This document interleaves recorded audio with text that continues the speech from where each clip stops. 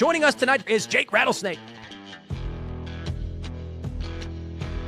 I like to go by Lord Rattlesnake or Lord Jake, most base chat of all the lands. You don't have an argument. Present your paper or shut up. Everyone's view is definitely inherently biased. So this is when debate becomes very interesting. I can hear what you're saying, but then I can see that you're dressed as a cat. I'm a dog. You said you like to go play fetch. I have wolf, yes. So how does that tie into your relationship? Like, what are you looking for if you're a dog? I think that Don Jr. will be president one day. If I was a gambling man, I'd put money on that. Founder of Rattlesnake TV, Jake. Man, I really appreciate it, dude.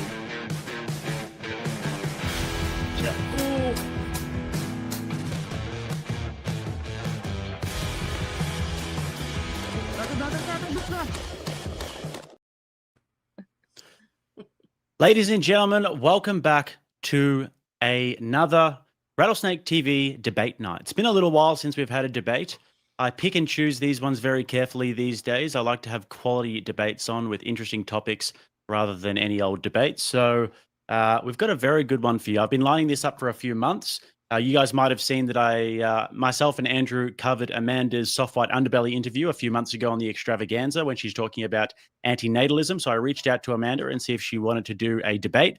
And I thought the perfect opponent would be the most pro-natalist person that I know, which is Rachel Wilson. So guys, the rules of the debates tonight will be 5 minutes each on the clock for opening statements. And then we're going to go into between 60 and 90 minutes of back and forth. If there's too many interruptions or if it's too one-sided, you guys can appeal to the moderator and say that you would like to do timed responses or you would like to do a cross-examination period. That's completely fine. You can do that. Also, we're going to get into some closing statements at the end, around about 2 minutes each, but the opening and closing statement times are pretty flexible and you guys can pretty much sort that out amongst yourselves. We will be allowing sources, so any sort of videos or articles or whatever that you guys want to bring up, you can. So with that, I'll have you introduce yourselves for those of you who are seeing them for the first time, starting with you, Rach. Hi, I'm Rachel Wilson. I'm a mom and I'm an author and sometimes part-time content creator, also known as the wife of the most based man on planet Earth, Andrew Wilson. Happy to be here with my good pal Jake and with Amanda. I'm excited to have a debate with a woman who, she's a pretty intelligent lady. So I've been looking for that. So thank you, Amanda, for coming and being here and being willing to do a debate on a very controversial topic that might seem like, it's a slam dunk for me, but I think Amanda's going to do her best to give me a hard time with this one. So I'm looking forward to it. All right. And Amanda. Well, thank you so much, Rachel, and thank you, Jake. And yeah, I really appreciated reading your book, Rachel. And you're also a very intelligent human being. And it's it's actually very difficult to find somebody on the other side of the argument willing to have an argument with an antinatalist. So I really do appreciate hearing what you're gonna have to say. Just for those that are not familiar with me, my name is Amanda Sukanik. I'm the host of the Exploring Antinatalism podcast. I've been producing pieces of antinatalist media for the last 15 years. I'm the co-author of along with the bioethicist and philosopher Mati Haira. Our book together is Antinatalism, Extinction, and the End of Procreative Self-Corruption. And I'm just very happy to be here today with Jake and Rachel. Amazing. It should be a great debate. I'm really looking forward to it. So guys, we're going to have Bruce Buffer introduce us and then we will get into opening statements. And now, for the thousands in attendance, let's get ready to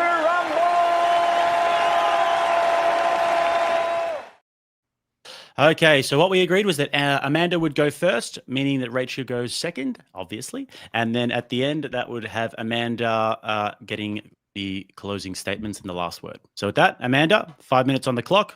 Let's rumble. Okay, wonderful. Thank you, Jake. Rachel, you and I come from two entirely different worldviews. I think you from a position of Orthodox Christianity and I from not only antinatalism, but atheism. And I think those details are worth mentioning because obviously we are operating under vastly different moral compasses, vastly different ideas of reality and what the purpose and meaning of life might be. And the result of that is we're going to be compelled to make very different decisions about all manner of things. The most obvious case in point being the subject of tonight's discussion, which is whether it is correct or justified or better for society to have children or not. Put simply, antinatalism versus natalism. As you well know, I will be defending an antinatalist perspective tonight. Antinatalism, simply put, is the belief that it is unethical to produce new lives, that before we have children, there is no one there in a state of want or lack or in need of a good life, no one who is screaming out to live, who is at all in a state of deprivation. It is, in fact, I believe, humanity's desire to produce the next generation, but it's just that in its final analysis. It is our desires. And these desires can really only serve to fulfill our own benefit, or the benefit of our own understanding of the meaning of what it is to live a good life, and what it is to do the right thing. We cannot procreate, I believe, new human lives for the benefit of the child. And though people may sacrifice greatly for their children, and I absolutely do not deny that or argue that specific point, procreation is ultimately entirely a selfish act. And a selfish act that comes with this incredible cost, a cost not paid by us, but by the child being produced. By bringing them into life, we roll the dice with all kinds of risks, a myriad of risks that they may face once they are alive. Many of those risks are, things that we as the living would do pretty much anything to avoid ourselves. They may experience a very poor quality of life. We do all of this without their consent. There's no contract involved. We chiefly impose, the biggest thing for me is that we impose all kinds of suffering and manipulation. And we do this at the expense of, either they experiencing all of these negatives or there being the cause of all of these negatives to their fellow human being or to their fellow sentient creatures. And, this might be something that we accept, but it might not be something that they accept. They will be individuals. They will not be us. They will be an entirely different person who may feel incredibly different about their life and the choices that were made for them. Now, while my worldview might sound incredibly false and alien to your own, I would like to point out, in fact, that Christianity itself has a long history of antinatalism or antinatalist-like thinking, or proto-antinatalism, as it's sometimes called. A great deal of the early Christian Gnostic sects, like the Manichaeans, the Cathars, the Encratites, all had very negative ideas about the ethics of producing new lives. Jesus Christ himself, as far as we know, was a child-free Christ. And Christian antinatalism, even today, while it is rare, is real. So there's nothing actually, I believe, stopping Christians from coming to something akin to the same kind of worldview that I have. I don't believe that these are mutually exclusive worldviews. I'd also like to point out one interesting case. Even though he is not a Christian specifically himself, there is an antinatalist philosopher by the name of Professor Gerald Harrison, who believes that the badness of life proves that there is some kind of God, like to roughly paraphrase his argument, that life is so bad that something, must be out there controlling it. And while the wonderful Professor Harrison and I don't share that particular argument, I think the fact that he's arrived at that point does speak to the idea that there are real possible meeting points between our two diametrically otherwise opposed viewpoints. So I would argue that quite a bit of evidence, and I believe with quite a bit of evidence to back myself up, that this line of thinking is just as much as part of your history of your beliefs as it is my own. Let me end by saying that I think if I could say anything to highlight the real point I wish to make tonight, it is that we cannot ultimately protect our children from the world. They are the world. They are all the possibilities of what can exist, what a person can become. When we have children, we have far less ability to control these biological experiments than we think. And no matter what we do to try to prevent them from seeing, believing, becoming, or playing, when we play with the emergence of new consciousnesses, we also risk these individuals becoming things that we might not like. And we don't,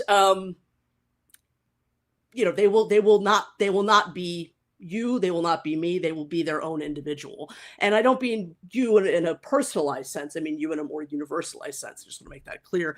When people produce new people, we are not simply producing clay to be molded. We are producing an individual, and this illusion of control that they will be us, that they will believe what we believe, that they will value what we value, that they will be who we wish them to be, is an illusion, in my opinion. They will be who they are, and they may be somebody who we don't end up liking too much, somebody who is diametrically opposed to ourselves and to the person that we would have preferred them to be. And there is nothing real that we can do to prevent that. People will be who they tend to be. And it would be far better for both child and procreator not to engage in or experience a kind of pre-rejection of themselves. And by meeting these expectations that we may have of who they're going to be. And so that's 7 minutes on the clock, Amanda. So we maybe wrap it up with that. So I would say that it is better that we do not purchase the gift of life, so to speak, for being that didn't ask for it and may not want it. Pardon me for going overtime. No, that's okay. We did agree at the start off camera that you guys both wanted to go a little bit overtime. So, Rach, up to 7 minutes on your opening statement. Just to let you know, guys, you can, in fact, empty your pockets, and I am accepting donations here. We will read out super chats later. So all of my money that's currently in your wallet it would be nice if that was transferred swiftly. So thank you very much. Rach, 7 minutes. Let's go. Sure. I think the video I wanted to include at the end of my opening is roughly 3-ish minutes, maybe a little under. So once I get close to 4, Jake, if I'm still rambling, cut me off because everyone knows I love to chat. All right, let's go. So Amanda's view is that people's will to live is kind of a thinly veiled cope for dealing with the horrors of existence. I believe it's actually her position, which is the thinly veiled cope for dealing with the resentment of actually being arrogant enough to believe you have existence all figured out, and that you as a finite human being have the capability to see all ends and know all things sufficiently to judge existence as pointless suffering, which should have never begun and must end as soon as ethically possible. She's not just anti-natalist, but she tends to be on the more extreme spectrum of anti-natalism, which is more like extinctionism, but I'll let her explain what ephilism and extinctionism are. She kind of dresses this view up to sound benevolent and merciful and the more moral one to hold, but deeper examination is going to reveal that I think there is an underlying personal contempt for humanity, and if there is one, for its creator. So I'm going to argue against that and in favor of a pro-natalist position as the more moral one based on 2 arguments. The first one is going to be a more pragmatic argument, which is probably best to stick to, less likely to end in like a stalemate or going over the whole audience's heads and boring everyone to death. So from the pragmatic view, this extinctionist view is very untenable. And the reason is, even though I believe this rests on incorrect framing and disprovable assertions and unjustified axioms, I think that there's no current technology we are aware of that guarantees that you could end all sentient life or end all life altogether. For example, there are a bunch of species called extremophiles, which are pretty cool. And they're things that we know exist that are extremely hard, if not impossible, to kill. That would include things like tardigrades, immortal jellyfish, and something really cool called Conan the bacterium, type of bacteria that withstands the vacuum of space, extreme temperatures, and about 3,000 times the radiation needed to kill humans. There are things in the depth of the ocean that cannot even be killed with nuclear weapons. And even if you had an exploder that just exploded the whole world, which we're probably going to get to this, it's called the red button argument, you cannot guarantee practically that you could eliminate the conditions which make reemergence of that life possible, especially since these people tend to be atheist, biological determinists, and evolutionists who think that life kind of just came about with enough time under the right conditions, there's no way to guarantee that won't just happen again. And you run the risk that next time life would develop and sentient life would develop absent a moral agent like humans who can mitigate suffering.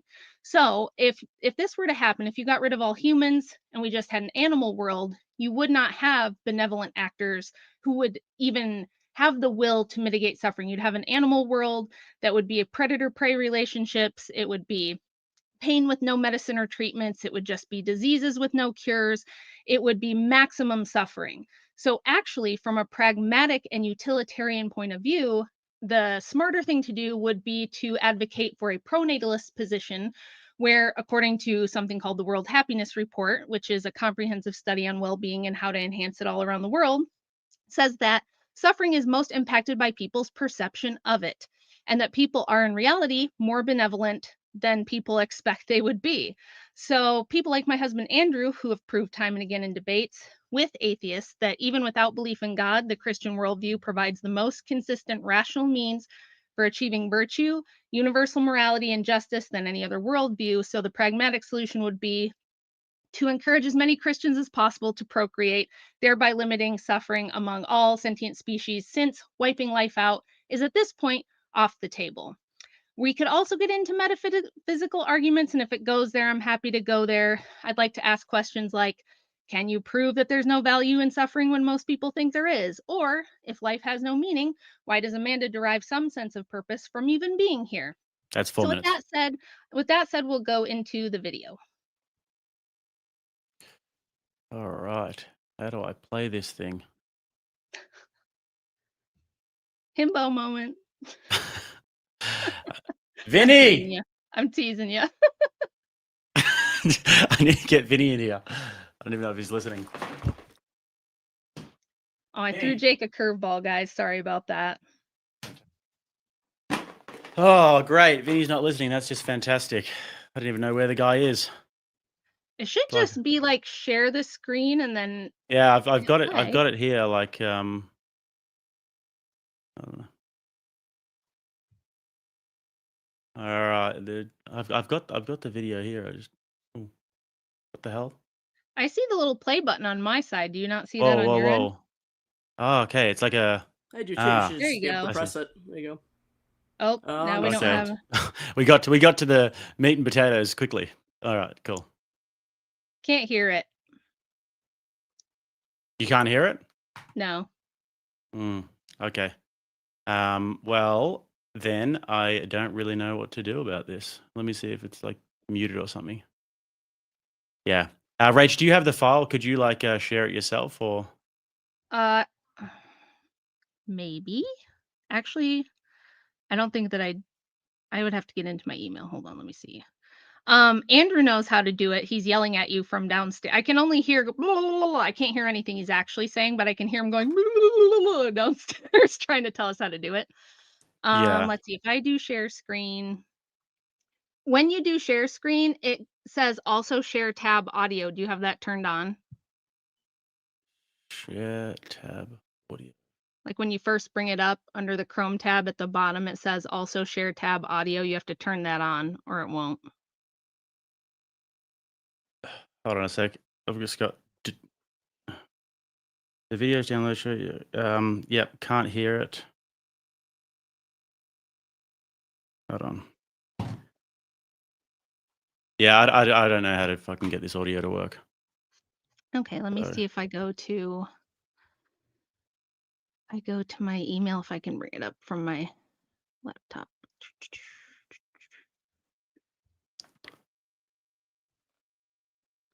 Download. Sorry, everybody. I didn't mean to throw this in and cause issues at the last minute. No, it's okay.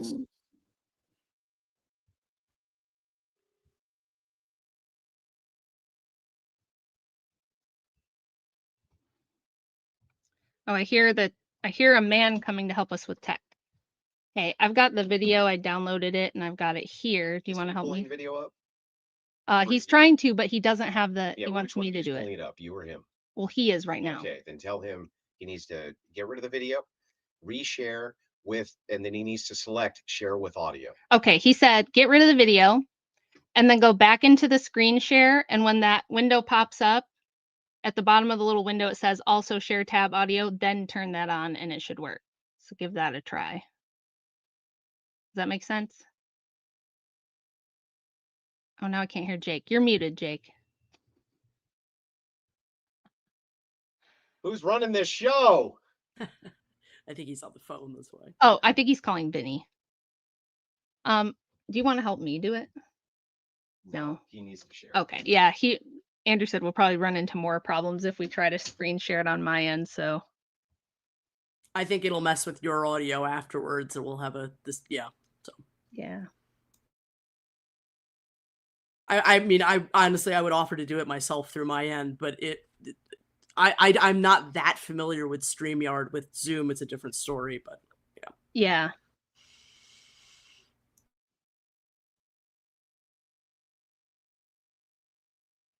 Should be up and running in a minute here. You should be able to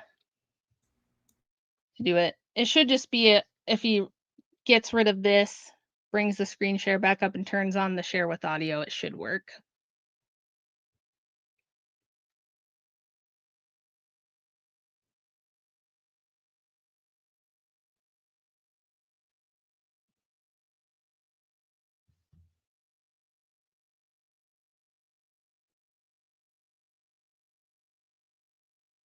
My cat is laying on my bed just staring at me. What?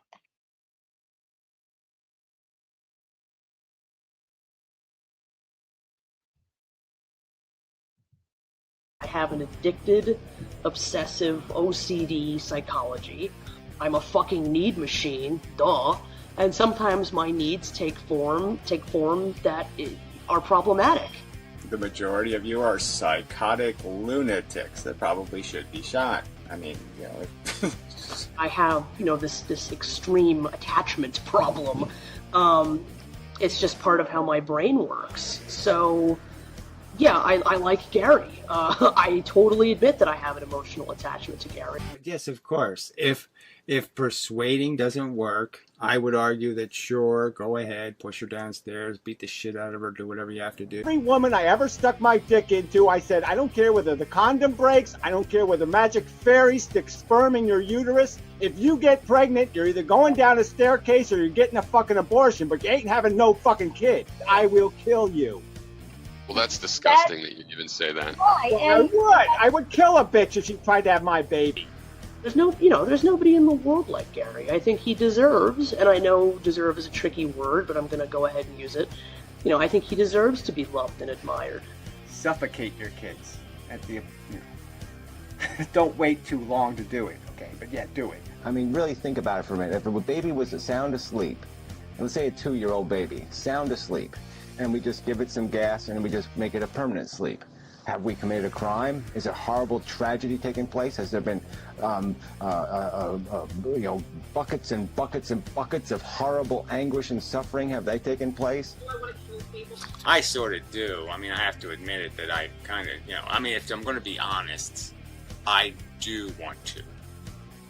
I mean, I would like to have the right to do it. I mean, I want the official, if there's going to be somebody who's going to be the official executioner or something, or the official cop that's going to impose the penalty, yeah, I kind of want to do it.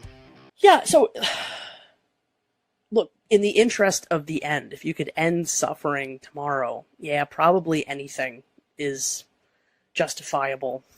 Inflicting just about anything is probably justifiable. Imposing just about anything is probably justifiable if you can end it. If there's literally you can guarantee no more ouch ever again, then there probably isn't a big enough ouch you could make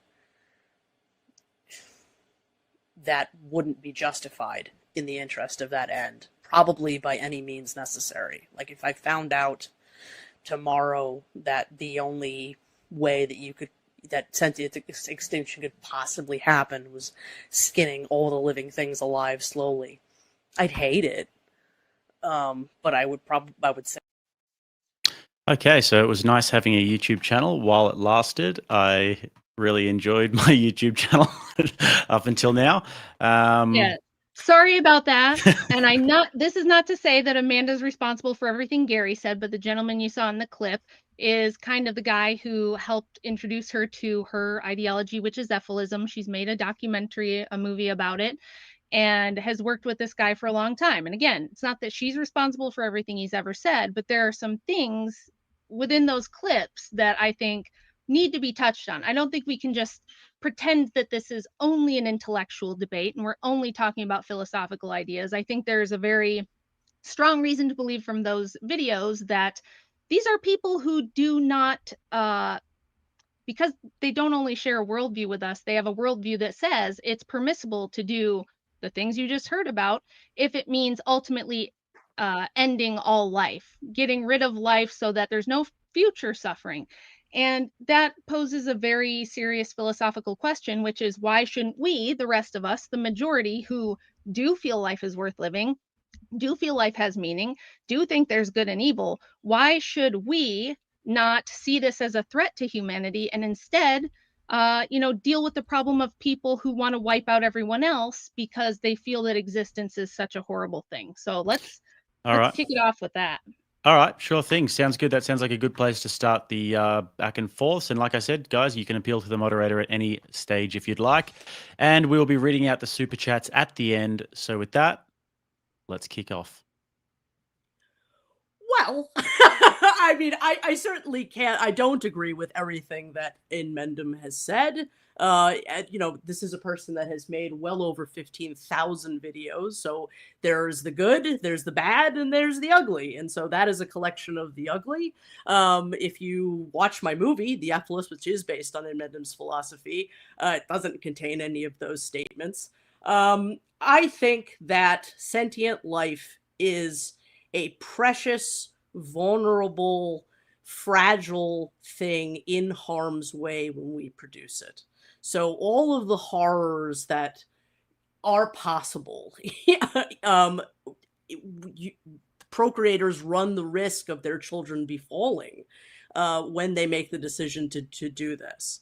Now, I don't, the clip that you played, most of those are statements that I've never said. So, with all due respect, if you wanted to have an argument with Gary, maybe you should reach out to him and have an argument with Gary, because those are not my arguments. Now, if you want to talk about the skinning people alive argument, I'm happy to acknowledge that. So I think I went a little far with that argument, but that was sort of the point. It was a completely, what's the word for it?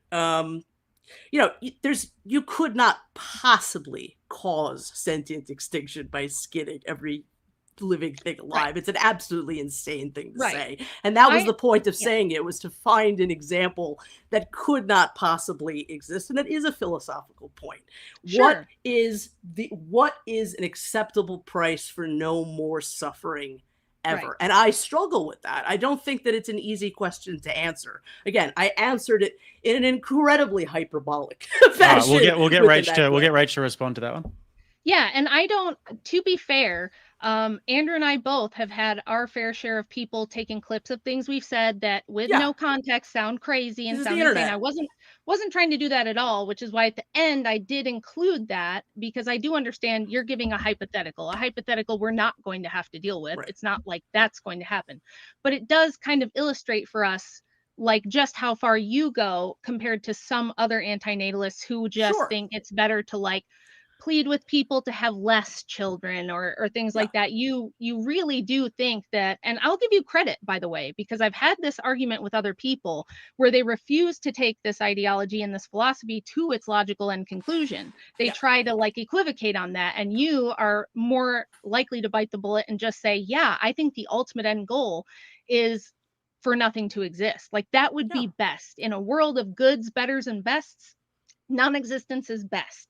So what is the philosophy behind why non-existence, or at least non-sentience, is best? Sure. Well, I mean, the whole point is that the creation of life creates the existence of suffering and manipulation. And I find that to be completely unacceptable, because we do so for absolutely no reason. Like I was saying in my introduction, before something exists, it is not in need. We are in need. The things that the people that procreate, the animals that procreate, whatnot, we have a sense of utility for this thing that does not yet exist to carry on our legacy or carry on our ideas or carry on our worldview or love us, or there's something that we're getting from grabbing something out of nothing and putting it in harm's way. Now, as far as extinctionism goes, I mean, I understand it can, the internet is the internet. It is a highly hyperbolic proposal to make these arguments in. And I've definitely maybe overstepped the bounds at times, as I think maybe we all have at some point or another. But what I am pleading with the human race to consider are the harms that we inflict when we make procreative decisions. And I think that at some point humanity will end, whether it's, I think it's highly unlikely that humanity is going to make this voluntary decision, which was what I would like to see happen, where we all just sort of go quietly into that good night, through a collective act of non-procreation. And that's really what the argument that I'm trying to make. But I think now, if you are not only a anthropocentric antinatalism, which means that you're only concerned with human procreation, but you're also a sentiocentric antinatalist, so you believe that the existence of animal lives or beyond is also one of the biggest emergencies in the universe, then I believe that our extinction carries with it some duties to them. And unfortunately, there's no way of undoing life without either sterilizing those lives or even ending those lives. And I'm talking about the lives of other sentient creatures. Now, I don't propose, as you were saying, we don't have that technology. Like the red button is not a real proposal. It is a philosophical idea, and it has its roots far beyond antinatalism. But I think that we need to do the right thing.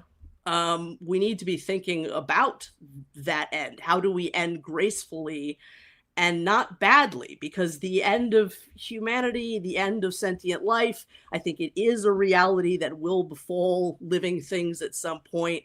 And how do we do that with compassion? And I think that you can't do that with compassion without making the argument for what at least would be better, what at least would be the right thing, even if we don't have the tools to do that. How can that happen in the most graceful, compassionate way possible? Sure. So that was all kind of a big plea, like, I'm not a monster. What I'm saying is actually compassionate. Just like I said in my opening, I think this is going to be constantly framed as, I'm actually the nice one. Rachel wants you all to exist and suffer. I, Amanda, care so much that I think you'd all be better off. Rachel, I don't think you're a bad person. I really don't. Well, no, I'm not even saying you think that. I'm saying you think one view is the benevolent view to hold and the other is a cruel view to hold. And this poses an epistemic question. How do you know that there's no reason or purpose behind suffering? Well, look, I think that it is neither really a benevolent or villainous position to hold, natalism. I think that it is a natural thing that people fall into, that most people don't think about at all. And so it just sort of happens, unfortunately, that there's, most of us are here because nobody thought about things too hard. They just sort of acted within the heat of the moment. And then, a new sentient being pops up. What was your question? I'm so sorry. Now how do you know that there's no reason or purpose behind suffering? Well, I think that there is a reason and purpose behind suffering. I mean, suffering for the living does build character. We have to know when something is it's a warning signal. It has all kinds of utility once we exist. The point is, there's no reason to impose that onto something that doesn't need it. Sorry, go ahead.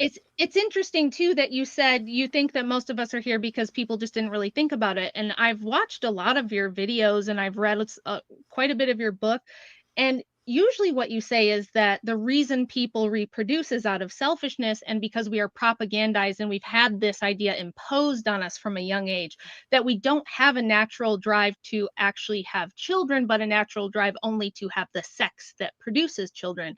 Yeah. So do you believe that? Well, Is yeah, that you're accurate? right. I think that when we don't think about it, when we're not considering this idea philosophically, when we're just acting, yeah, I think it's mostly the sex drive in action. And then, yes, there is more of the ideology of or the what I can't think of the correct word for it, but there is natalism as a philosophy all its own that some people like yourself take on. So, I just so yeah. I mean, I think that both things can be true. I think both So things are true. fundamentally, what I'm asking here Yeah. is why should somebody, if they're listening to both our views, and mine is that from the Orthodox Christian worldview, which is different than other types of Christianity, we believe that the purpose for existence is something called theosis, that you are born and created by a loving creator in his image, and that the purpose of our lives here is to prepare us for the next life, that this one is temporary, that the next one is eternal, and that it is to, through humility and love and repentance, to find our way back to God and what we were originally created to be before evil entered the world, which gives our suffering and our trials purpose and meaning, and it gives love and natalism meaning. And contrast that with your worldview, which is there is no God. Everything's kind of a biological accident. There was just enough time and enough conditions that we just ended up here. We really don't want to reproduce. We really just want to have sex. And there's, no reason to impose life, which is terrible and a net negative, right? It's all this suffering life. There's even a guy, an antinatalist, who has a channel called Life Sucks. And, I've seen a lot of your podcasts with a lot of these folks. And again, here and in your soft white underbelly interview, you come off as, well, I'm just trying to be reasonable. I'm just trying to be, I'm trying to reason with people and get them to understand it's actually, an immoral thing to do, to impose existence on someone who can't consent to it. But there's a whole lot of problems with that, and we can get into that. But why would anybody hear your view and think it's more reasonable than my view?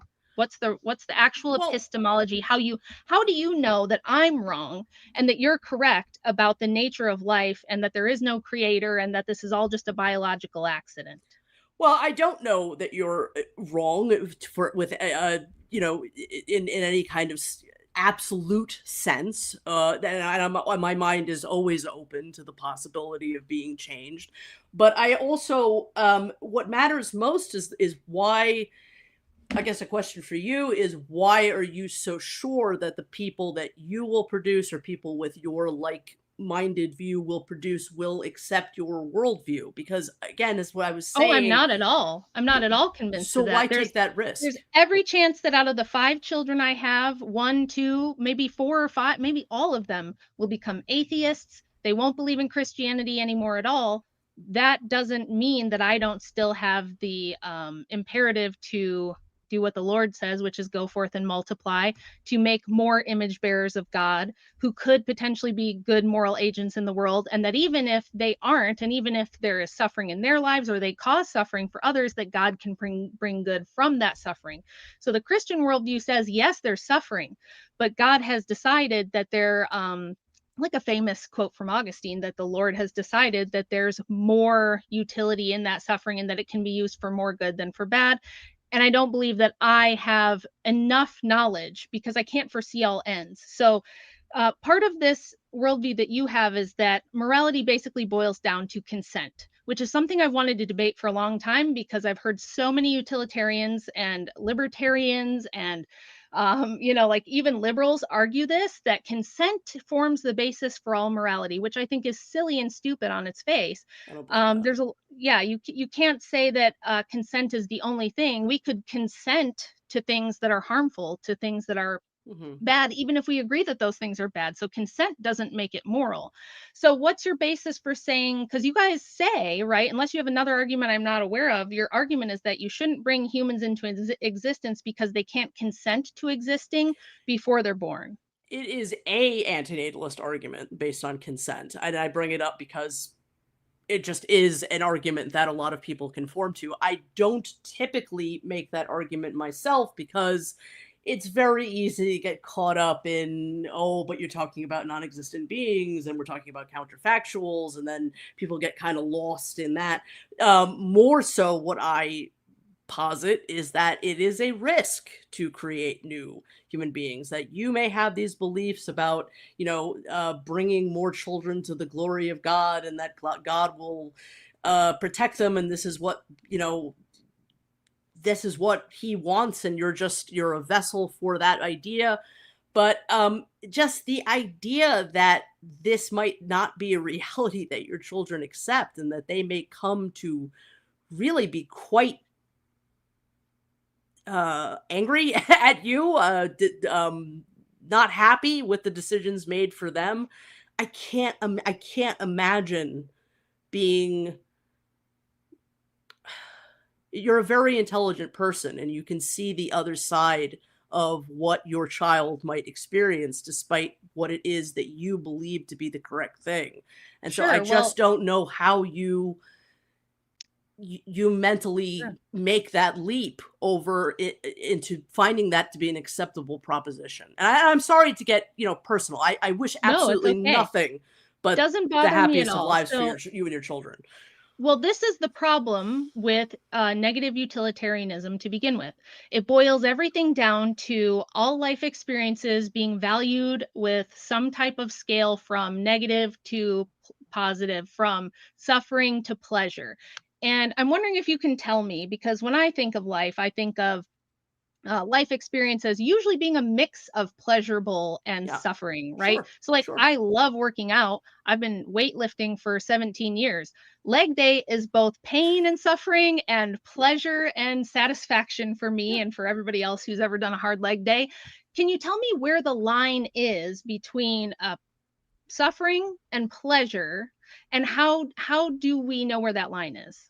Well, I don't think we're really in disagreement with that. I think life is all kinds of things. I don't think that it is all suffering. I think that the suffering is what has the most value weight, particularly when you're imposing it on another person or another sentient being. So my line in the sand is going to be very, very different than what your line in the sand is, or what the child that you create is going to be. It matters what that individual says, not me. I mean, what I'm saying is that, objectively speaking, that line is going to be all over the place. And before we create that new person, we just don't know what it's going to be.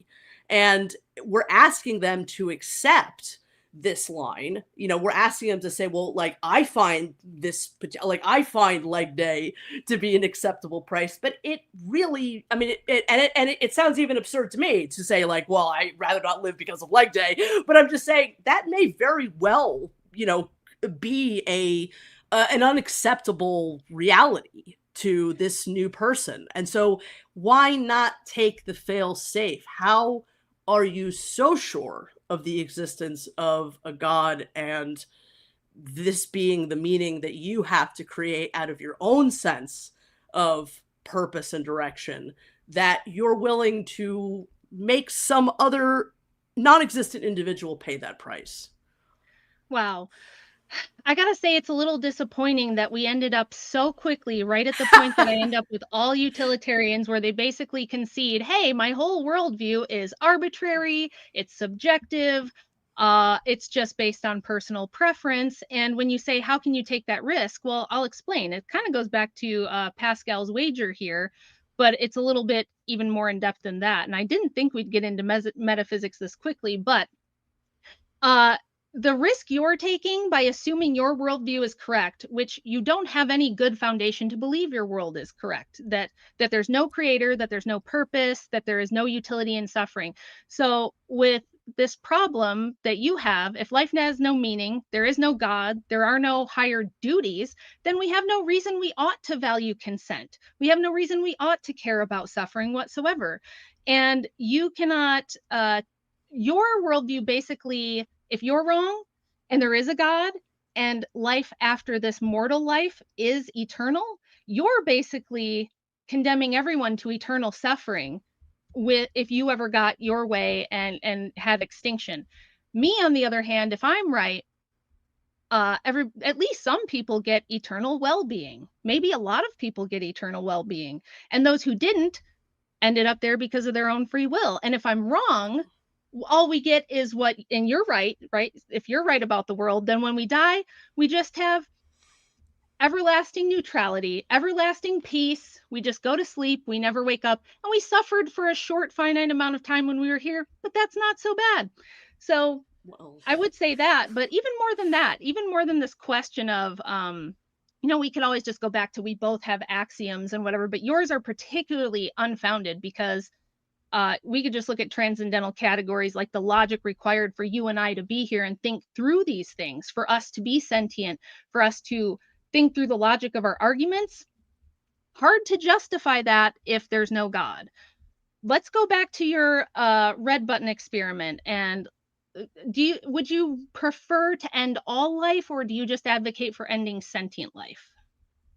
So you said a lot of things there, and I maybe we'll jump back to some of those other points. But no, I think it would be best if all life ceased to be. Now, I don't. That's not to say that insentient life is suffering, but there is just a reality to the fact that a plant is either in a state of deprivation or not. It is alive or not, and that to me spells unintelligent design. Even if something made it, it made it. It certainly didn't think about it certainly didn't have a sense of value for the sense that this thing could be either deprived or not. And I think that sucks. I just, you say that my worldview is the more outlandish one, but I don't know how you can be so sure that there is this higher power. And if there isn't, then you have sacrificed the beings that you love most for the sake of your own assuredness. And I hope, and I mean this sincerely, that your children or children that come into existence do not have a poor quality of life, but they very well might. And so I just don't understand. I know I'm repeating myself, but I just don't understand how you can take that chance. The fail safe is to not play God, is to not assume what God wants, because he may very well not exist. I don't think that he does, but you yourself are playing the deity here when you procreate.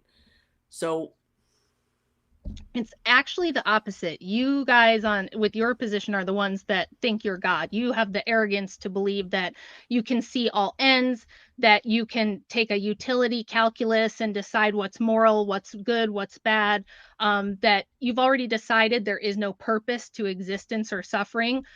You paid a little lip service, but that's not really what you believe. And it's funny because you guys will say you're atheist, but actually what you're espousing is a Gnostic worldview, that existence is a trap, it's a prison that must be escaped, that this life that we're born into is the bad thing.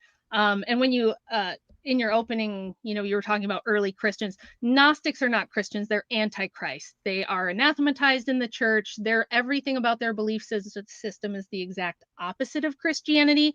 Well, Augustine saw to that, yes.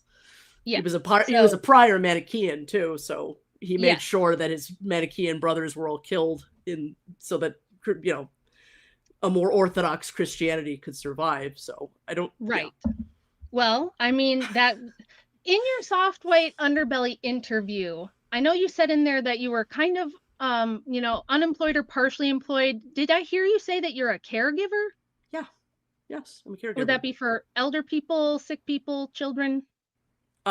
An elderly person. I'd rather not get into sure. I don't want circumstances. I don't want you to dox I don't really yourself. see how I that don't want matters. you to give any details, but I think it matters tremendously. I would not want someone taking care of elderly people who thinks that life is not worth living and that sentient life should be wiped out. That seems like a major conflict of interest. I think it's a major. For you to say that I'm the one taking the leap by saying, "Hey, I'll err on the side of a God existing." Now, it's not that I'm certain. I don't think either of us are going to say we're certain in a logical sense. But have you ever heard of the transcendental argument for God and the argument that transcendental categories prove there must be? Okay, you should probably look that up sometime. It's probably beyond the scope of this. But do you think that the laws of logic are discovered, or did we create them? I think that they're discovered. Okay, so that would lend to the idea that something beyond the physical material world pre-exists this physical material world, that some mind had to exist for this physical world to exist. So you're not actually a biological essentialist. You're not actually a full materialist, and you don't even know it. I just expected more from somebody who wrote a philosophy book. I thought we were going to get into negative utilitarianism. I was Philbroing, I was like exercising my Philbro muscles in my brain because I haven't used them in a while, because I'm usually just debating feminists who are like, I don't know, I just think like I should be able to do whatever I want and stuff. Okay. So I really thought we were going to get into that. So I'm a little disappointed about that.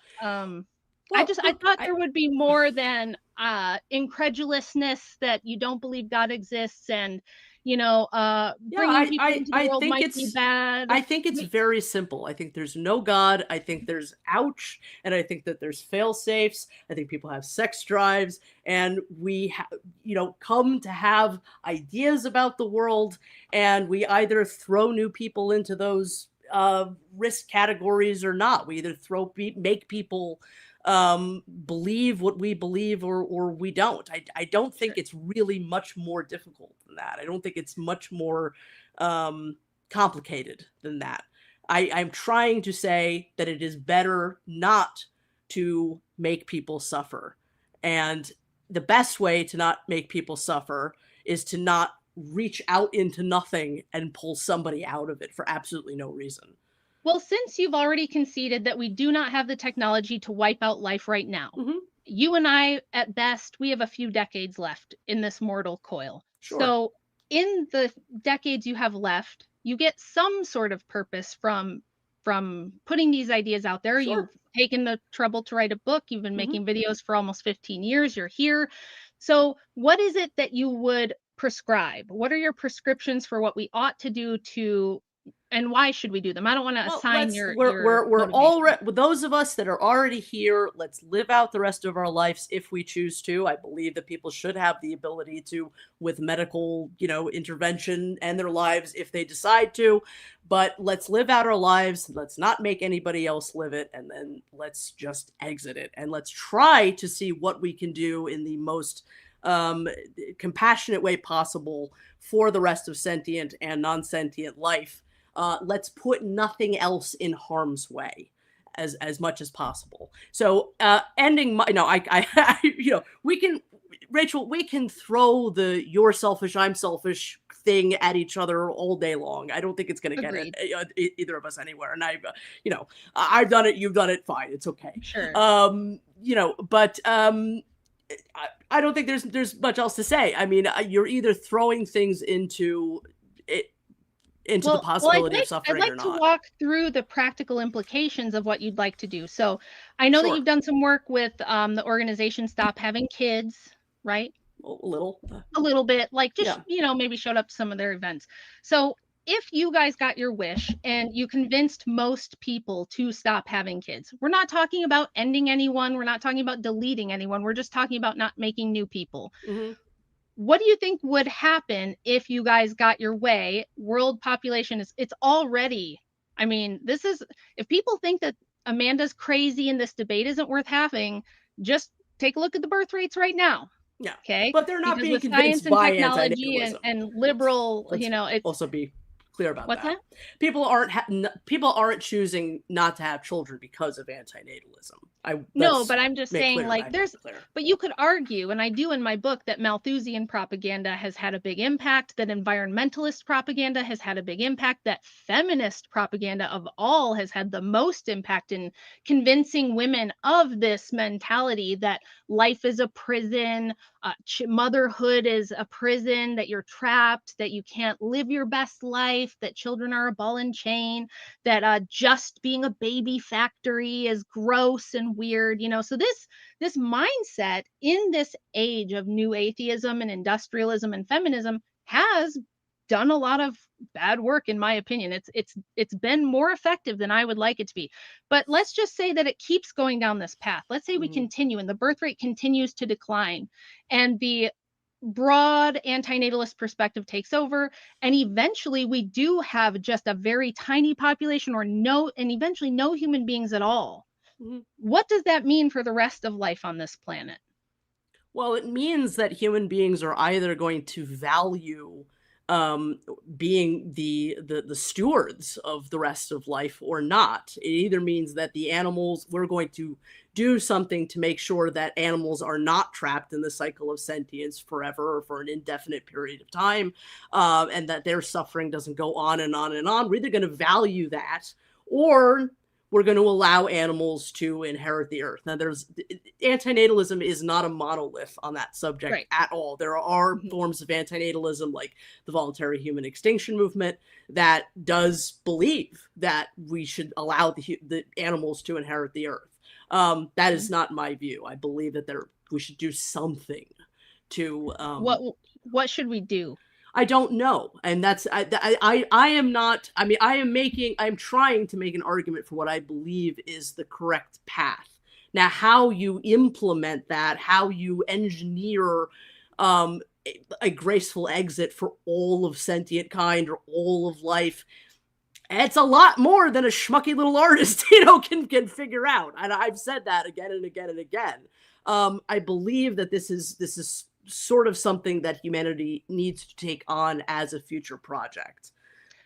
So it doesn't sound like, in all your years of thinking about this, talking with people about this, and doing this work, it doesn't sound like you've solved the problem of what happens if we do succeed in erasing human beings from the planet, and now the world is just filled with sentient animal life, which does not have medicine, has no free will or any idea of benevolence or justice or charity, cannot mitigate pain at all. It would just be a world of sentient beings with predator-prey relationships. There would be death. There would be things eating each other alive. There would be flesh-eating bacteria. That's exactly the reality I'm arguing against.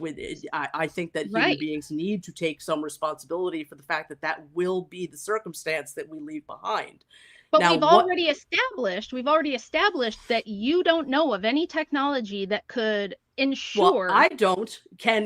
Human beings have gone to the goddamn moon. I mean, I'm sure that if humanity as a greater whole than a couple of people on the internet arguing for this point could put their heads together, I'm sure that humanity could find a reasonable course of action. I don't.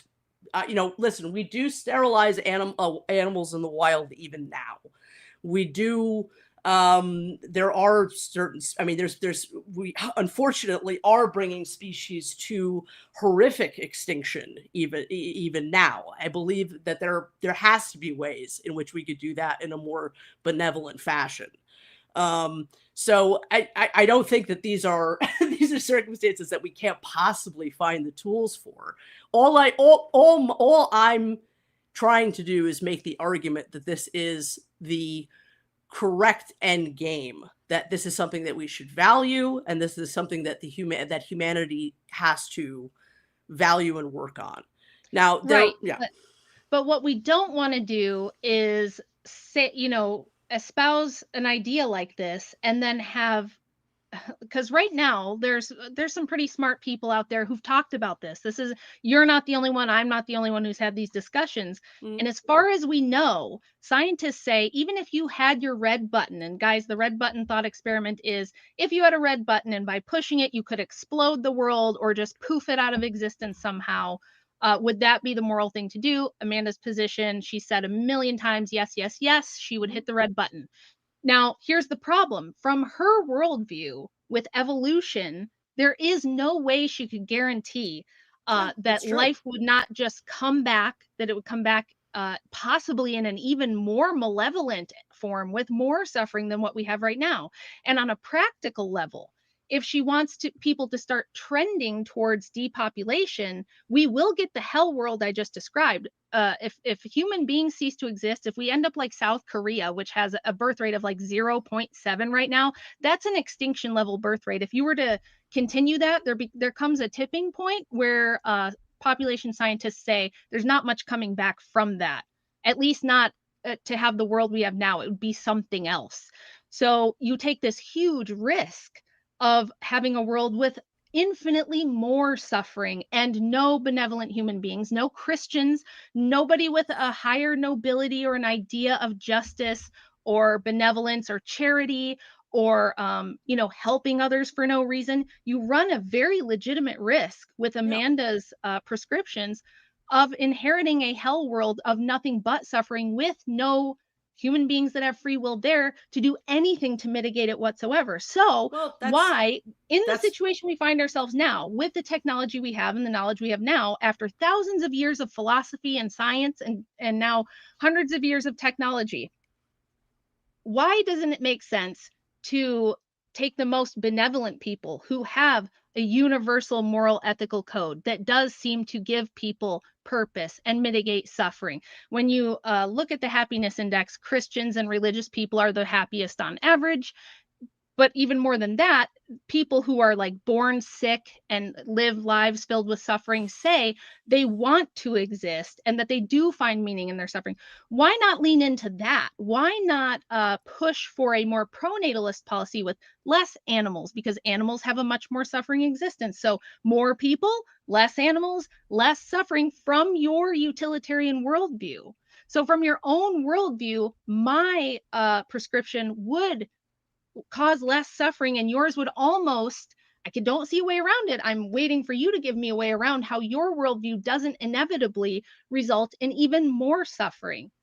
Well, look, I think that Christianity has played a very large hand in getting the world to the state that it's in right now. So the idea that Christians are the most benevolent among us and they have not created a world in which people are not procreating as much as you would like to see and have created a world where all the suffering exists, I think is just patently false. Well, you raise a great point there. I'll just interrupt you quickly to say that you're correct. Christians are responsible for things like human rights, for things like hospitals, for things like medical technology. There is no reason and tell me if I'm wrong. I've never heard an argument against this yet, but from your view, there's no need. There's no reason to eliminate suffering. There's no reason to reduce suffering. There's no need to care about consent or injustice or fix anything. If life has no meaning and there is no creator and everything boils down to preference and just my arbitrary experience of negative versus positive utils and there is no reason for anyone to have this greater moral ought that tells them to leave a better world than they found it. Well, you're right. I mean, the world is chaos without this fiction that humanity is created of a god and a divine moral theory. So I understand that, but it's just that I'm sorry, and I don't mean to offend you, but it is a fiction. It is something that humanity has created in order to control humanity. That? What do you mean, can you demonstrate it? Can you demonstrate that my worldview is not true? Well, I don't believe that there's any evidence of a god. I think that this is something that humanity has created to control other human beings to behave in a particular manner. So you just admitted that the world is worse without Christians and that the only reason you don't believe that God exists or that Christianity is true is just an argument for incredulity. You just don't believe it. One, because it's killed a lot of people and it's terrified a lot of people. And I think that other forms of morality have not really been able to have the chance. If we can... Oh, really? You don't think that in all of human history, other moral systems have had a chance? So you think negative Christianity can do better? Yes, I do. Okay, on what basis? Well, look, there has never been a negative utilitarian world, right? So I can just say that I think that a world that values difference and values the elimination of suffering, when and as far as I can see, Christians are just perpetuating suffering for absolutely no purpose other than this belief that it's appeasing some God that I don't think exists, but you do.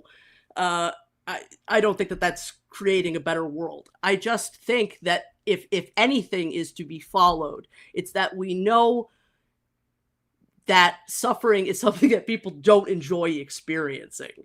So there's no reason to attach any sort of deity to that notion. There's just reason to not impose it on new animals, new people. It's just a yeah. So you can't just really quickly, guys. Really quickly, I just wanted to quickly interrupt. One second. Of course I can. We're gonna get straight. We're gonna get straight back into it. But I just want to say, guys, over 850 people in the live at the moment. If you do want to support the stream, guys, the best way to do it is to just like that stream, send it out far and wide. We've also got 6,132 over on the Crucible at the moment watching this. If you send him money, he's going to buy lots of firearms like he does with Rachel's book money. Also, we've got Lawrence Anton, who is a friend of Amanda, and Andrew are going to have a debate on this. I haven't asked Andrew yet, but I'm going to assume he's going to want to do it. But so that's going to happen, guys. If you're keen for that, then I'll drop that in the comments and say line it up or something like that. But yeah, like the stream so this goes far and wide. With that, I'll shut my mouth and you guys keep on debating. So I was just going to summarize quickly what I heard from Amanda was she said that she doesn't believe Christianity is true, not because she can't demonstrate that it's not true, but because she just doesn't see a good reason to believe it. Well, but you even can't if it's not demonstrate that true, it's real but here's either. the important part: That's even kind if of the it's point. not true, it still produces a better experience of life and less suffering than her worldview does. The idea that just because people may believe that a lie makes them happy is not really a good thing, in my opinion. I mean, there's lots of really great things that I could believe. Like, I'm going to go out tomorrow and I'm going to get nominated for all kinds of awards and all these accomplishments. And that may not be true at all. Now, it might make me very happy in the moment, but the fact that I'm profiting happiness from a lie, that's fine if that's the way you want to live your life. But whether it means that you then get to impose that same fictitious joy onto something that doesn't need it in the first place is just a little silly to me.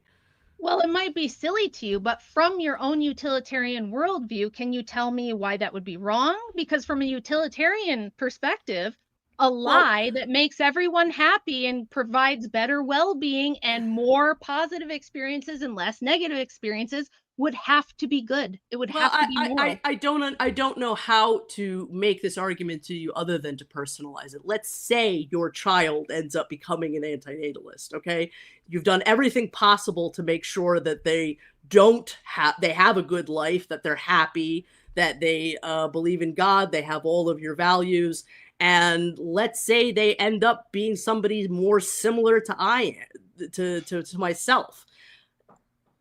Can you still justify that you were right in making the decision to have them, even though they may be in incredible amounts of pain over this realization about life? Of course, because ultimately it is you and it would be that child who would be choosing to have that perception.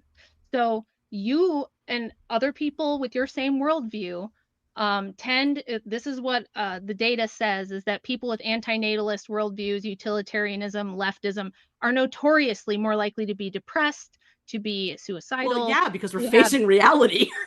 But you can't demonstrate that that's what the case is. You can't demonstrate that your reality is the true reality and that my perception of reality is false. It ultimately doesn't matter. It doesn't matter if the fact of the matter is you are saying that something that may not be true is worthy of your offspring being fucking miserable. Sorry, I don't know if we're allowed to swear on this channel, but I'm just saying you are inviting the possibility that God might not exist, that it may all be, you might be 100% wrong, and you're not taking the fail safe. You're rolling the dice with their welfare. Amanda, you said that you believe in negative utilitarianism. So even from your worldview, if I can demonstrate that helping people believe a cozy lie gives them a better life and less suffering, you would have to bite the bullet and say that that's better than your view, which you just said makes people miserable, nihilistic, and want to self-delete. Well, but that's a misunderstanding of negative utilitarianism, because it is not that anything imaginable that might alleviate some suffering is the right way to go. It's the argument for how to end suffering. It doesn't mean that we need to predicate all of negative utilitarianism on, convenient, happy lies. It's to try to find reasonable means of alleviating suffering. Now, listen, antinatalists, again, not a monolith. Extinctionism, not what all negative utilitarianists, antinatalists believe. There's other antinatalist philosophers like David Pearce, who believes that what we should be doing is, re-editing the human genome to not suffer.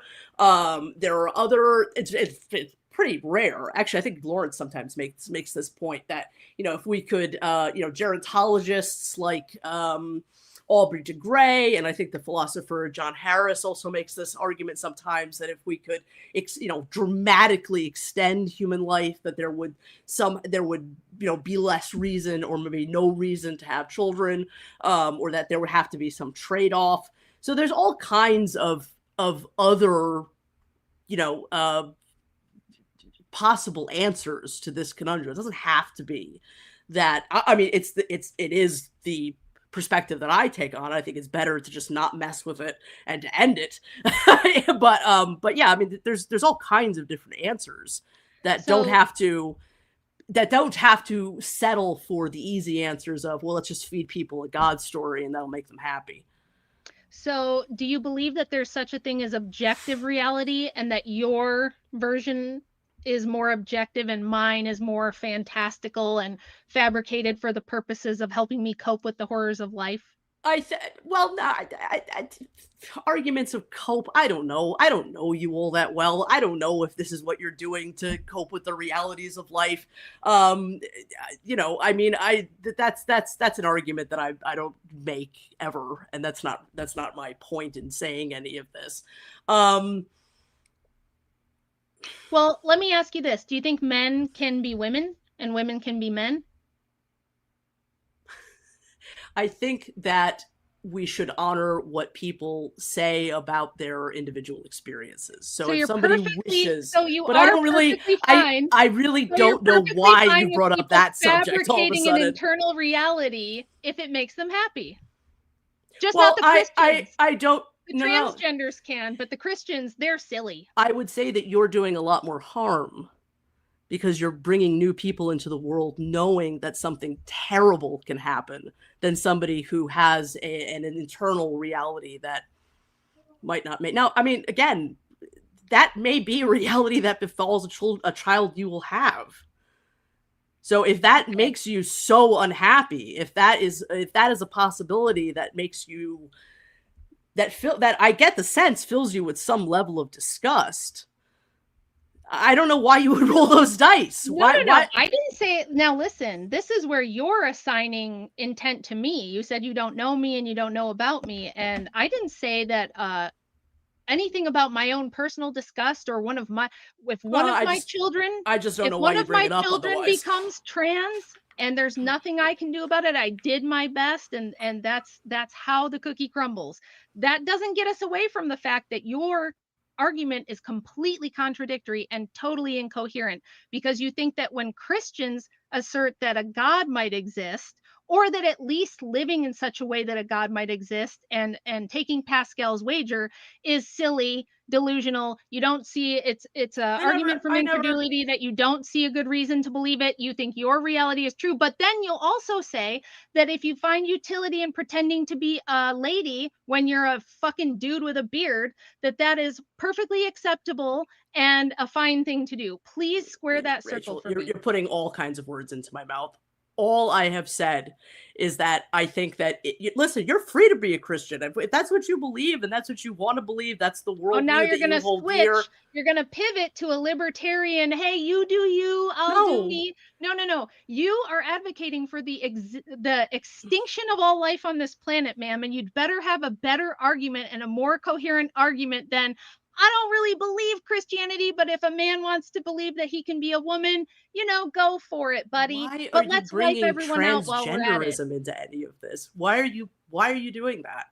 It's not the arguments I'm making at all. I'm pointing out that this is all a facade. Your whole theory, your book that you wrote, the videos you've made, it's all incoherent. It's a contradiction. You are in mental contradiction. You can't give me any arguments for why we ought to do what you're saying we ought to do, other than you just think it's better.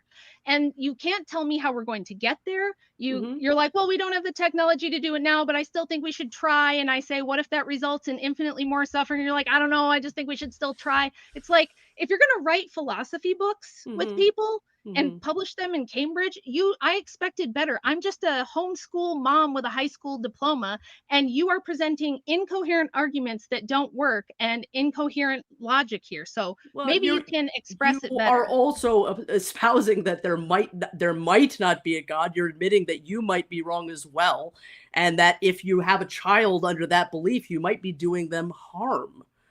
So I have never at any point said that I have all the answers or that I know what the end game looks like, but it is my firm belief. It is not a delusion, or is not a facade. It is not something that I am espousing for whatever nefarious ends, that it would be better if we played the failsafe, and it would be better if nothing sentient was in harm's way, that it would be better if life itself was in harm's way, because it is not running a profit, because there's absolutely no reason to do it. It is here by pure aberrant chemistry, and we value it. The living, we need it to be good. We need it to have all of this meaning that goes beyond the terrestrial meaning that we can assign to it.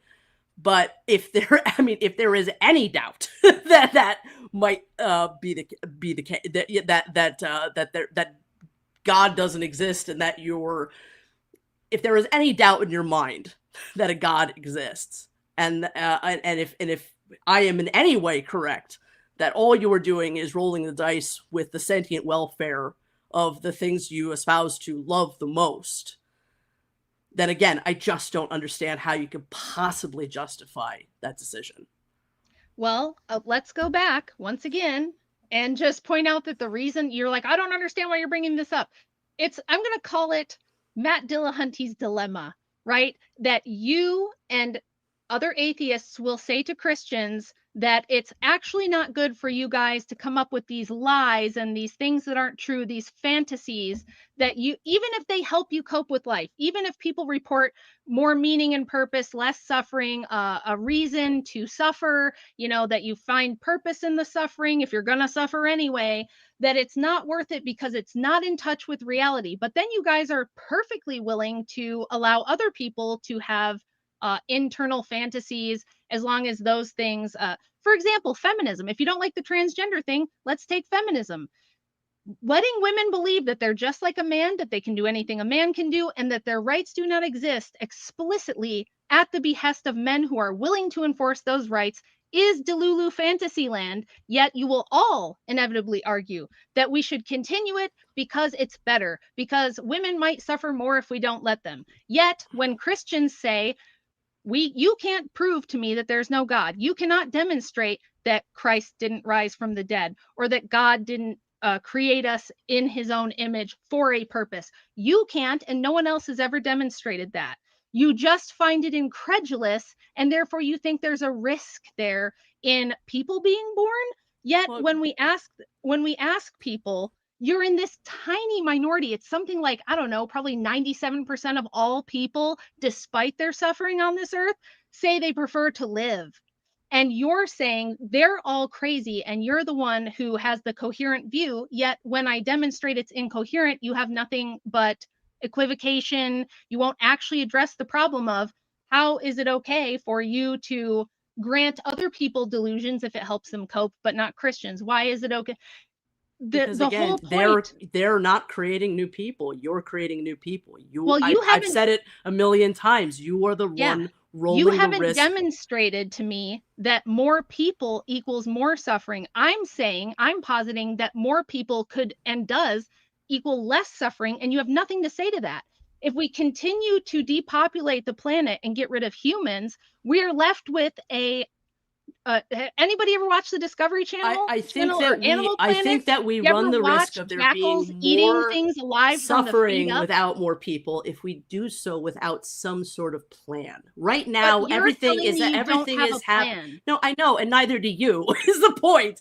Yeah, the point. I If do have a plan. if we My plan is depopulate. more Christians. More Christian pronatalism equals a kinder world, a more benevolent world of people who have a reason to be moral. I and think to that care. that world has already failed miserably. If people, Nobody agrees with you, ma'am. Everybody who's here wants to live, that's except for fine. you and a handful of other And just they're eugenic, free to miserable they're troll people free who to are. live. Listen, let's just They're cut this free shit. to live. People We'll are cut free the to shit. live. What I We'll cut the have shit, a Jake, and then we problem can go with. to closings because we're just going in circles. And what the truth of the matter here is, the only Oh, people who Rachel. share this view that Amanda has are people who tend to be dysgenic, depressed, feel that they lost life's lottery, they are suffering, and when they see other people who have meaning and purpose and are joyful and happy despite some suffering, they hate it and they want to eliminate that. It makes them angry.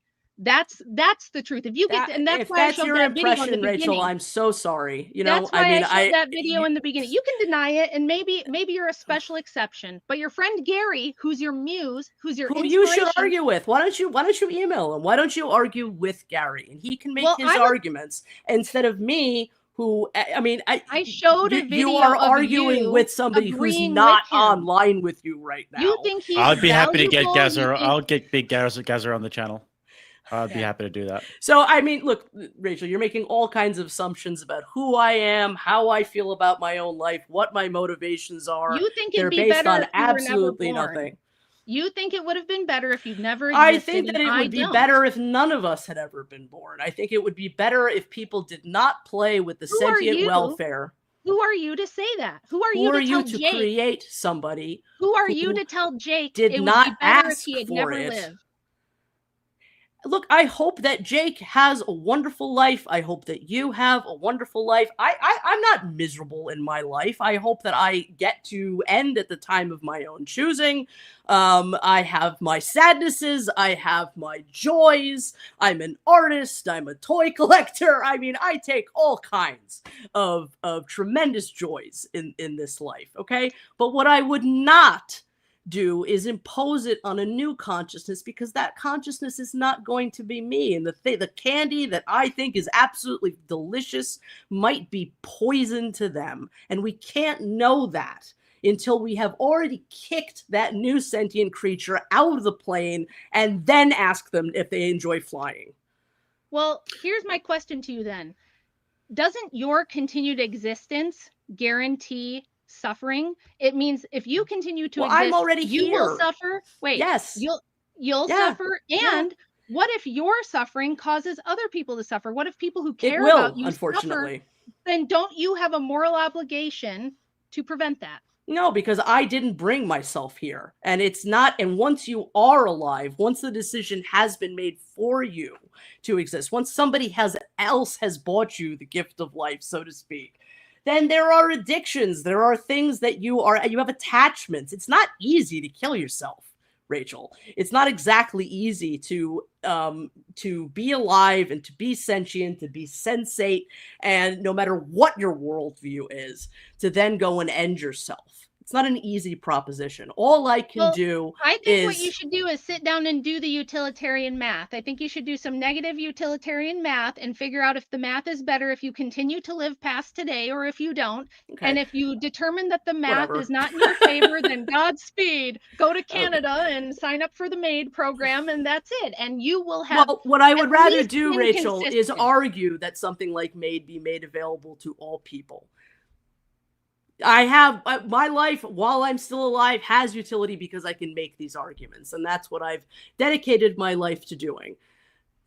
What if the rest of us who do believe in God, or we just believe that life is better than not existing, we believe existence is a net positive, and we believe that people like you are a threat to that, what if we just go ahead and decide that the moral thing to do is get rid of people who are espousing that the rest of us never exist and that our children and grandchildren never exist? Well, Is I would there say that anything you're the immoral one with making that? the threats and I'm not, Rachel. That's a I'm little not bit of making a threat. that's I'm quite asking you. threatening I'm not. dialogue to come from you. I'm not Look, threatening. I'm my asking from your mission, own my mission worldview. as an antinatalist is done because I have put my ideas into your brain. I have allowed your ideas into mine, and that's really all I'm asking for. I'm just trying to make arguments, okay? I want to be clear. I'm not making a threat. What Well, I'm it is doing a threat. No, let me talk. It's an internal critique of your own worldview from your own negative utilitarian worldview. That feels If pretty you were to external to sit me. down and do the math and everybody agreed that the antinatalists and specifically the ethalists or the pro-mortalists, who are people that think that it would be better to end all life, if we sit down and do the utilitarian math and decide that you are a net negative, is it moral for us to eliminate that threat? No, of course. Do you think that it's moral to do that? I'm a Christian ethicist, so no, I don't. I'm asking from your Then why make the worldview. argument? I'm Why not making the argue argument. against I'm me? asking you. I'm asking no, you to justify through utilitarianism why You that are would not make asking sense. me to justify if it's right to murder people who have a different perspective. I'm saying that No, that it is that's best incorrect. to not create new people. Don't create new people. I mean, Rachel? I'm sitting here saying that it is within the realm of possibility that one of your children could have exactly the same worldview as I do. So Would what? it be correct to kill your child? I don't think so. I didn't posit that. You are getting emotional and misframing what I said. I'm using your system. So from your system, negative utilitarianism, I have to go to the foundations of why you believe this. And we have to see if those foundations hold true. And I'm saying that if you wanted to be morally consistent from your own worldview, if everybody because got my together and did the worldview utilitarian is- math and she's going to just keep interrupting because she doesn't want to hear this because it's a defeater. Go ahead. If we decide that that this worldview is a bigger threat to us than it's worth, and we do the utilitarian math and we decide this is a net negative, would it make sense then to eliminate people who advocate for ending all life on this planet from a utilitarian perspective, yes or no? And if no, please tell me why not. From a utilitarian perspective, if all you care is maximizing happiness and somehow my worldview is making you miserable, yeah. But I think there's other, that's not a utilitarian, negative utilitarian worldview. My worldview is what arguments can we make that would alleviate the most and end the most amount of suffering for the most amount of sentient beings. So I'm sorry, you're the one making a very threatening argument out of what I'm saying. I didn't make an argument. I asked you a question. I didn't advocate anything. I didn't make an argument for taking any kind of action. But what's the point of making that kind of argument? It has no bearing on anything. To show that your whole worldview is incoherent and collapses in on itself the minute that the foundations are examined. That's the point. It's not to do harm to you. Those aren't the foundations of my argument. From a Christian ethical perspective, I would not do harm to you, even if I do think that you're some kind of existential do harm to threat you to me. either. Right. I'm saying that you are doing harm to children that you're you, producing. I'm showing you that your worldview, and the consequence of your worldview, this insane belief you have that life should not exist, is the result of faulty, incoherent logic. And that if you were to examine the foundations of your worldview, you would find that you are not consistent and that this is irrational and not reasonable, and you would have to change it, but you don't want to change it because you spent the last 15 harm years your own children on a wing and a prayer. 15 years espousing this, and you can't backtrack now because then there's nothing for you. No, you have to double down. Yes. You too. That's all I've got, Jake. If you want to do closings and go to questions, I don't know where else we can go. I've already proven that this is incoherent and not consistent whatsoever. I mean, All right, yeah, well- all I can do is repeat the same things I've said over and over again. We've got, That's right. You're That's making all you arguments can that do, I'm and it's not good even. enough. All right, well, we've Thanks, got 2 minutes each on the clock. We can do some quick closing statements, and then we're going to read out some super chats. Anybody who has any questions whatsoever, leave it in a super chat now, guys. We're not going to be displaying any personal attacks or anything like that. So just questions and statements, but no personal attacks. So with that, Rach, 2 minutes on the clock, closing statements. Okay, so in her book, Amanda sees history of Western philosophy as a struggle between pro and antinatalism, which I largely agree with. She's not just antinatalist, but extinctionist. So she dresses up this view as a benevolent, merciful, moral one to hold. But as we saw, deeper examination reveals that not only is this not coherent, and it's not a comprehensive worldview that she can give us a solution as to how we achieve this. She cannot tell me how we mitigate the potential disasters of what she's prescribing. Not only that, but it does reveal her deeper, personal contempt for humanity, and if there is one, for its creator. She thinks that natalists and optimists are the ones coping, but her niche minority view is held almost exclusively by a handful of more dysgenic and depressed, resentful people. That's not to insult them. That's just to say that when you ask them, they self-report more depression, more mental illness, more resentment towards society because they feel they drew the losing straw in life. So rather than submit with humility and repentance, which would allow them to find meaning and purpose, as the Orthodox Christian view has done for thousands of years, the antinatalists embrace the Luciferian Gnostic view of creation and the creator as an enemy and annihilation of all life as relief from their suffering, imposing this view on those who are too dumb and programmed to realize that they should not want to exist. So you can see this too because her logo for her podcast is an Ouroboros, which is a Gnostic occultic symbol, which says a lot about this whole thing. But the TLDR is her position is incoherent, arrogant loser cope that collapses in on itself once the foundations are examined, as you just saw. Okay, Amanda? Well, I don't know what else to say. Rachel, it's well, I suppose it's been a pleasure. I think you're making a lot of assumptions about who I am, the people that you're arguing against. I mean, if God doesn't exist, then you are harming your children. I don't know what else to say. So yeah, I just think that it is better to look. Antinatalism is writing the product review of life. And some of us that live it can see that there are all kinds of realities on this planet that we would not wish for ourselves. We would not wish for those that we love or our fellow sentient to experience. And the only way to really take the feel safe is to just simply not impose it. And I don't think that you have to be miserable to come to that worldview. You can be a Christian and come to that worldview. There's a large history, as I've said earlier, of Christians that have come to a similar worldview. Really, anybody can come to this view. It's not a view that is going to necessarily make you yip yip hooray happy, because reality kind of does suck. And I just look, what you are saying is the hellscape of reality if we, somehow don't keep producing children and, the animals go on and inherit the earth and there's all that. That's exactly what I'm arguing against. I may not have all the answers as to how exactly to implement it other than making the arguments. But I'm quite satisfied in just being able to make the arguments that would be the best course of action. We should value suffering. We should value the elimination of suffering. We should not produce it for no good reason.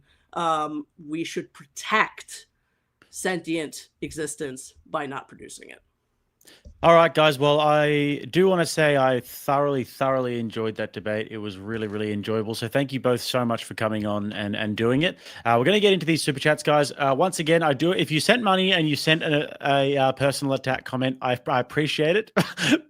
But we're not going to be able to read it out because we don't want to, we don't want to do that with our debaters who have come out and made their time for us. So JT, thank you for coming, a member. As well as I set the tone. Just Gerald came in and gifted 20 Rattlesnake TV memberships off the bat, blessing 20 paws. Thank you very much, Just Gerald. Blaine Pasashik, comes in with 10. Thank you very much. Just Gerald also sent another few 10s that we're not going to read out. William Elliott says, sorry, my lord, Andrew told me to send all my money to him instead. Well, dang it, I messed up. Well, if you send all your money to Andrew, you are supporting one of our debaters. So that does make logical sense. Just a smidge of support from Malngozi. Thank you very much. The next one, I can't read it out. Chase Haggard said for 5, well done, Jake. All according to plan. Here's your payment as we agreed. Phase 2 in 45 mins. This was during my tech difficulties. Okay, the cold quest for $5 says, is suffering bad / what is good? I think that is for you, Amanda. If suffering bad, what is good? Yeah. Well, I really do think that is up to an individual to decide. I mean, I think that avoiding suffering is a good thing. I will acknowledge that once you are alive, you need suffering does have utility. So what is good? What is good for me? Yeah, I mean, there's a lot of things, but I'm just saying that is going to the answer to that question is going to change depending on the individual that you're up against. And again, once again, I'm sorry, I've repeated myself a lot during this debate, but you don't know how this new, not yet existent person is going to answer that question. And the fact of the matter is, everything might be suffering to that non-existent person. There might be little to no good that person can report to believe exists. And so you have a choice. Are you going to play with that because you believe that you have notions that that might be an acceptable risk to take or not? Okay. At any point, if the other person wants to jump in, then that's fine as well. Blaine said he was just goofing around when he said that. And if you don't believe in demons, Gary proved that they're real. What do you think about that, Amanda? Gary demon or Gary? No, he's not a demon. He's a human being that has some extremely some views that I think are absolutely correct, other views that I think are not absolutely correct at all. Some things that would absolutely never come out of my mouth, some things that I think he's absolutely correct on. The clips that you played, again, I think of the good and the bad and the ugly of Mendham, those are the ugly ones. And I really don't agree with any of those. But if you'd like to argue with Gary, then you should really contact him and not me. Okay, sure. Extended Delta for 5 said, the suffering is part of human experience. Life would be less fulfilling without it. Actually, Religious 10 for 10 said, Rachel's arguing against all the anti-life equation with granny goodness. This is an evil ideology that will lead to self-harm and even worse, mental instability. Smash that like button from Blaine Pasashik. I would completely agree with that. Smash that like button. Kikomo says for $5, we have reproductive organs, so we were meant to procreate. Yeah, we are biologically designed to create children. There's no question about that. Whether there are greater ethics that say that we should probably make different decisions, just because I can throw a fist doesn't, this is one of Gary's arguments that I think is a very good one. Just because I can throw a fist doesn't mean I should be punching people in the face. Just because somebody is capable of raping somebody doesn't mean that person should go and rape. So biological ability doesn't mean that we should be taking, there's no reason why the natural is the way that we should be. I actually wanted to ask a question about this because I saw in one of your podcasts you said that you think that women really don't want to have children. It's not that they want the children. It's that it kind of sounded like blank slate theory to me a little bit, where you're like, oh, we give them baby dolls when they're little, and that's why they think they want to have babies. Is that your view? I do think that I think that the desire to have children does have an enormous cultural component to it, that we do program women to want this. They may have a biological, I think that women can have a biological drive to care for something, but I think that sex is in some ways the way that procreation is sort of candied for the human race. Like, we get that, with culture completely removed, right? this thing happens that brings us a lot of pleasure and a child emerges from it. And, you know, culture has gone a long way into making that into the cultural mandate that it is. And there is a, I think that often women are seen as less if they don't make this decision to have children. Okay.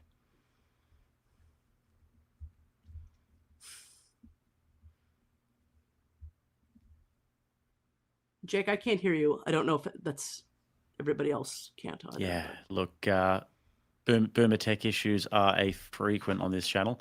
Wayward Frequency for 5 says, it's always the atheists that complain life shouldn't exist, yet are still here quite obviously consuming large amounts of resources for themselves. More of a statement. Even Lord said, question for Amanda, was Heinrich Himmler a very moral person for organizing and overseeing the Holocaust, seeing as though it ended humans rapidly? And W. Lord Jake, thank you. No, it was conditional pronatalism, basically. The Nazis are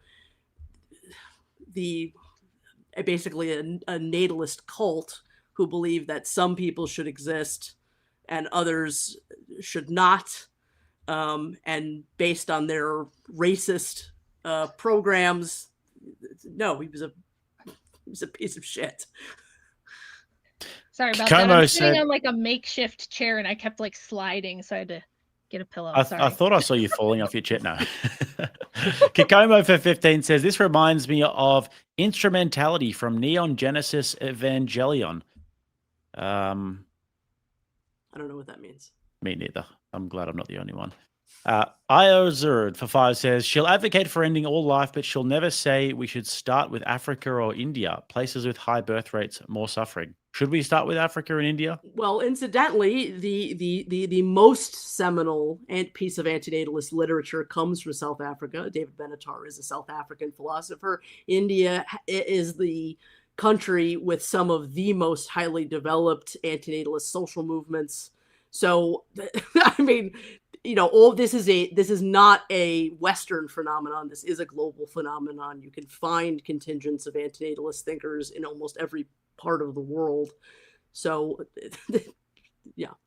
Yeah, I mean, it's don't know more what else to say about understandable. that. If you're living in India, it's more understandable. Understandable anywhere, but Kara Masao for $20 said, anti-natalist propaganda has only made intelligent people stop having children. You're creating an idiocracy. Look, children are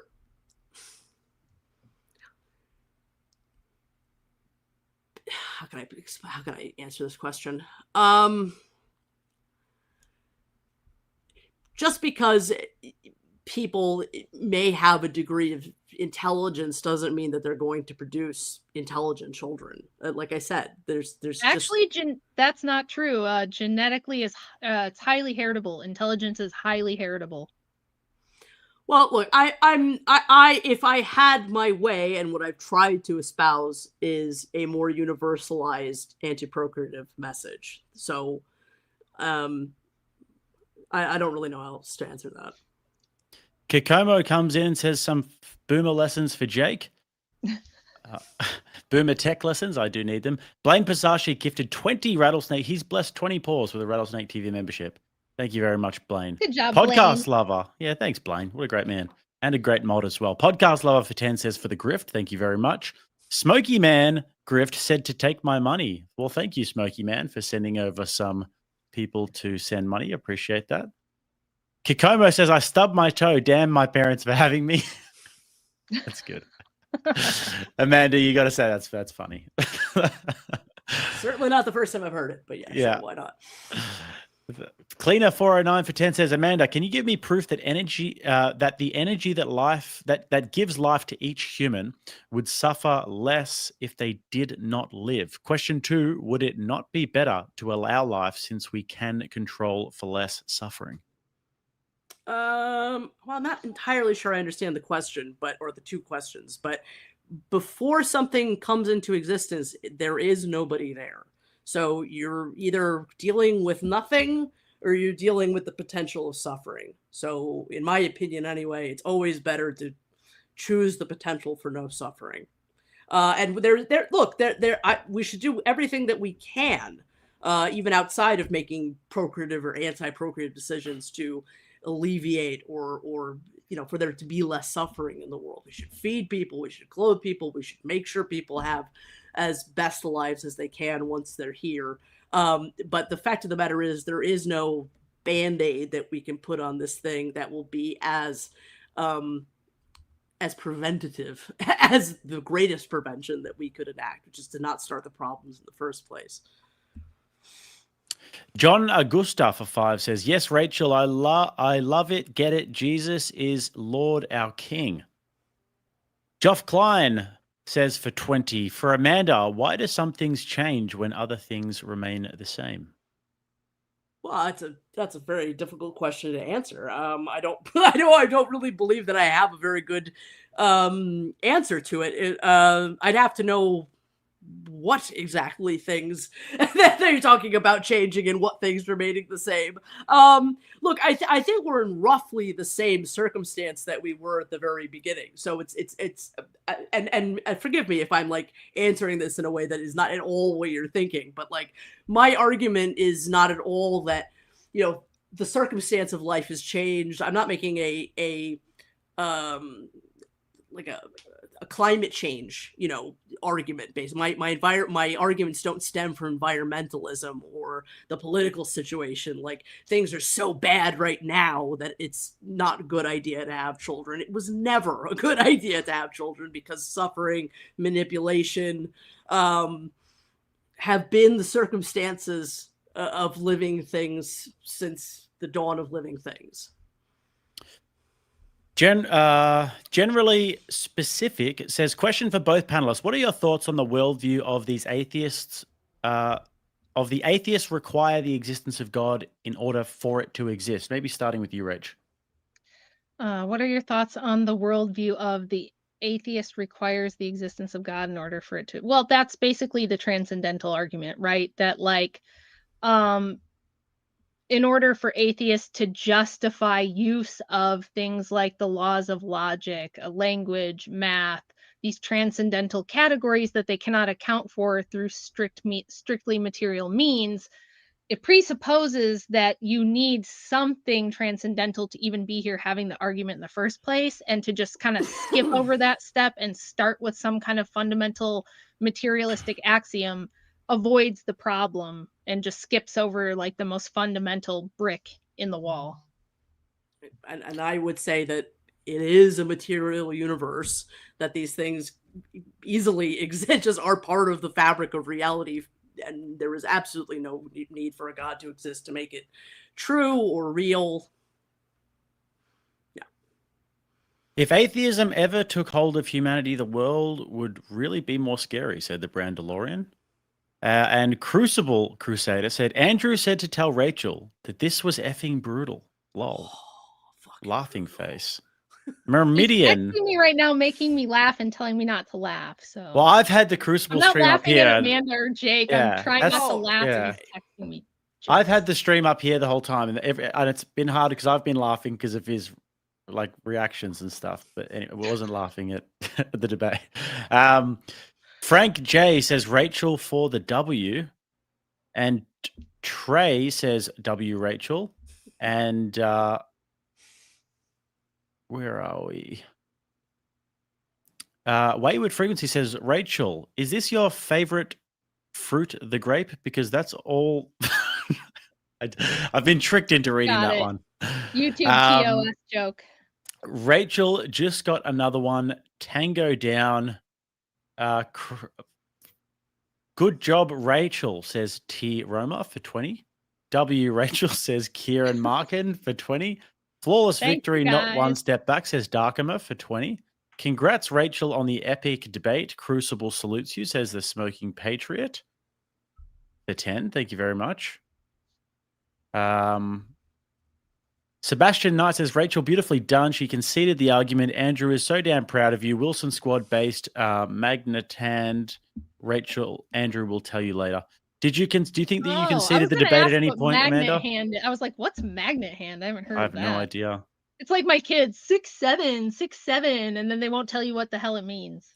I don't know. Like It's one of whatever those. the kids are, whatever the kids on the TikTok are doing these days. Who knows, hey?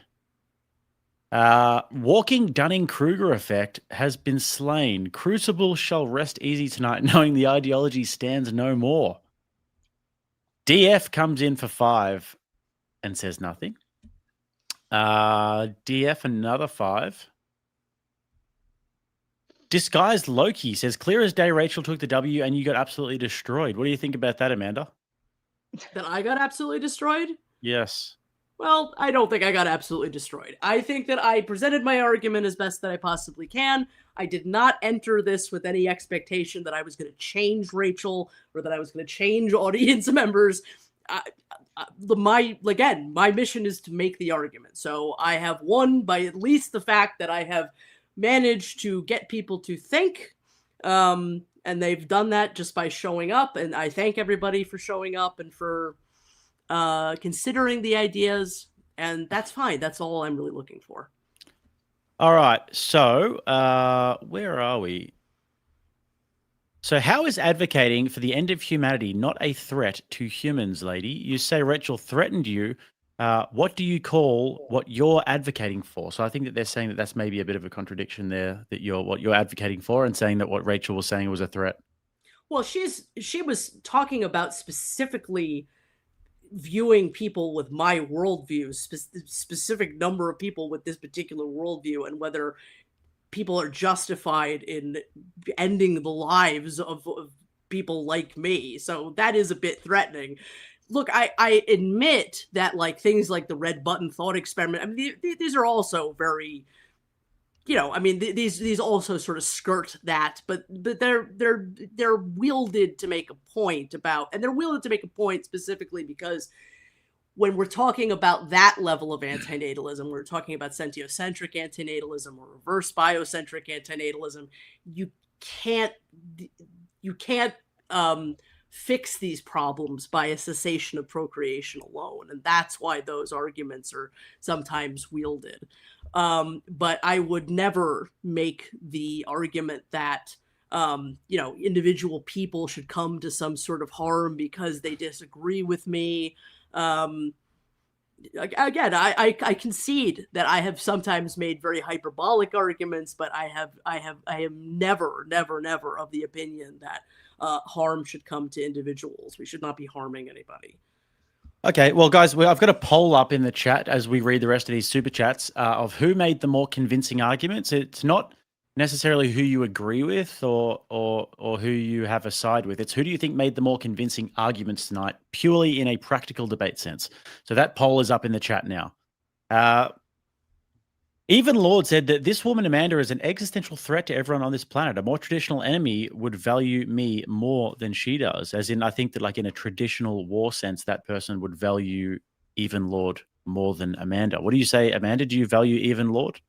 I value Even Lord. I value your your desire to continue your life.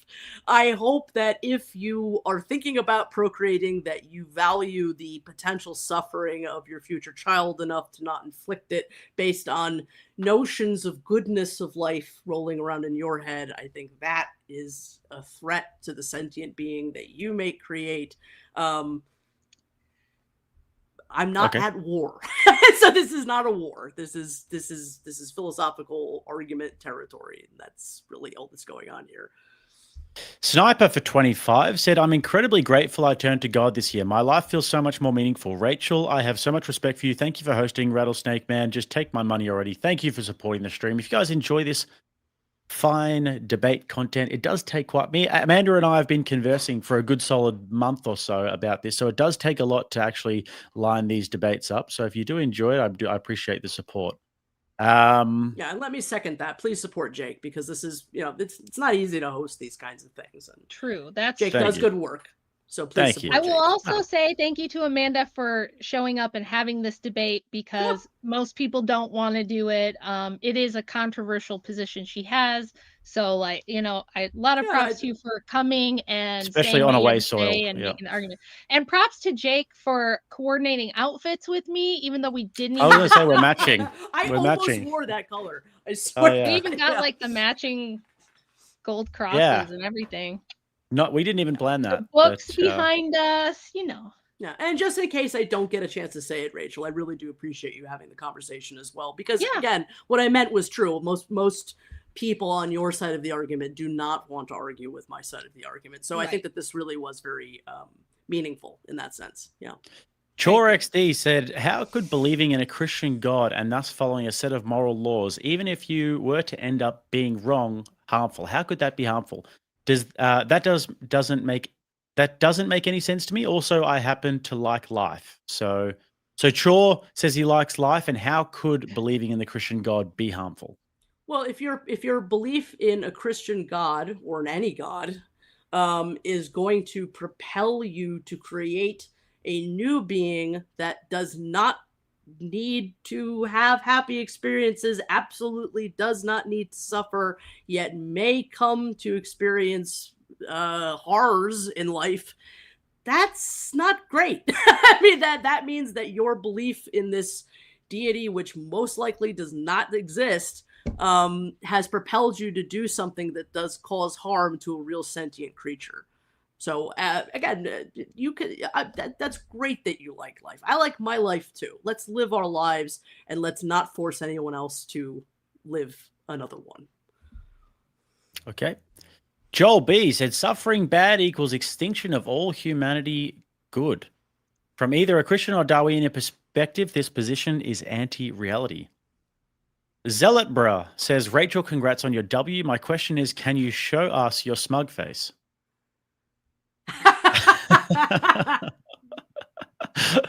Very good. You've learned from the best, eh? Nice. Andrew and I both have like really elastic, expressive faces. Yeah. Venanditsa for 10 said, non-existence prevents harm, but also all joy, growth, and meaning. Since consent is impossible, either way, existence offers potential value absent in nothingness. Well, John. Sorry. No, if you want to say something about that. No. Go ahead. All right. John said W Rachel for 20 euros. Thank you very much. Screw Andrew. Here's some grift. Says still. Love that. Hypothetically, if God wasn't real, but Christianity produced better outcomes and an overall more joyful life, would it still be harmful to children, Amanda? Well, I would still have the potential for being harmful to children. Yeah. I mean, I just don't believe that that's reality. Okay. And then Henry Jones Smith said, so we should end humanity to protect it from suffering. So with that logic, would you advocate for ending people now to end suffering for good? No, because there's different axiologies at play. There's different considerations to be made. There's the consent of the consent of the living matters too. Autonomy also matters. So again, I'm for people living out their existences. I'm just not for people creating new ones. Okay.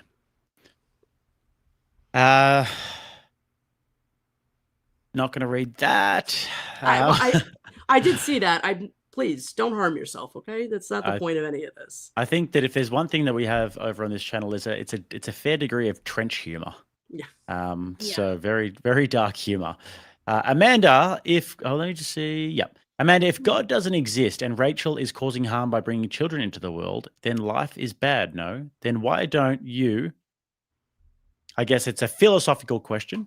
Well, unaliving myself is not going to fix the universal circumstance of suffering in the universe. So while my life exists because two people decided for me that I should exist, I have lived 42 years. I have grown attached. It is not easy to kill yourself. It's not easy to unalive yourself. I know you're not supposed to say certain things on YouTube, so I'm sorry, Jake, if I've crossed certain No, lines it's there okay. in certain terminology.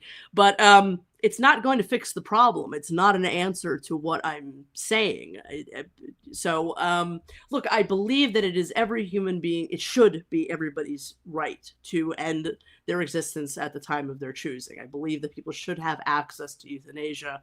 So in addition to ideas about procreation, I do think atheism does also have feelers into, or does have consequences for attitudes towards euthanasia, for how we treat animals, all kinds of other things. But again, I don't believe that it's actually an answer to the question. It's also the most, I just have to say this, it is, asking antinatalists why they don't kill themselves is the most typical response to antinatalism. So for anybody out there who thinks they're really, sticking it to us by asking that, it's the silliest thing you could possibly be asking. Well, I will say for my own part that I've experienced 45 years on this planet, and I would say I've experienced some intense suffering. Like some of the most intense suffering that you can experience as a human being in multiple ways, multiple times, and I'm grateful for all of it. And in those times of intense suffering, when you have those existential questions, I found myself with a profound sense of gratitude that the questions of life and death are not up to me, that I do believe that those things are in God's hands, and that it's not up to me how long I live. I can only control so much of what happens to me, but that what is in my control is how I respond to those things, how I frame those things, and how I perceive those things going forward. And it can really make you into a force to be reckoned with if you let it, which is why we always say we can do all things through God who strengthens us. It doesn't come from us. And I think a lot of the suffering comes from thinking that we are God, that these things are in our hands, that these existential questions are for us to answer. I think when you have the humility to understand that you are not God, it alleviates most of the suffering, to be honest.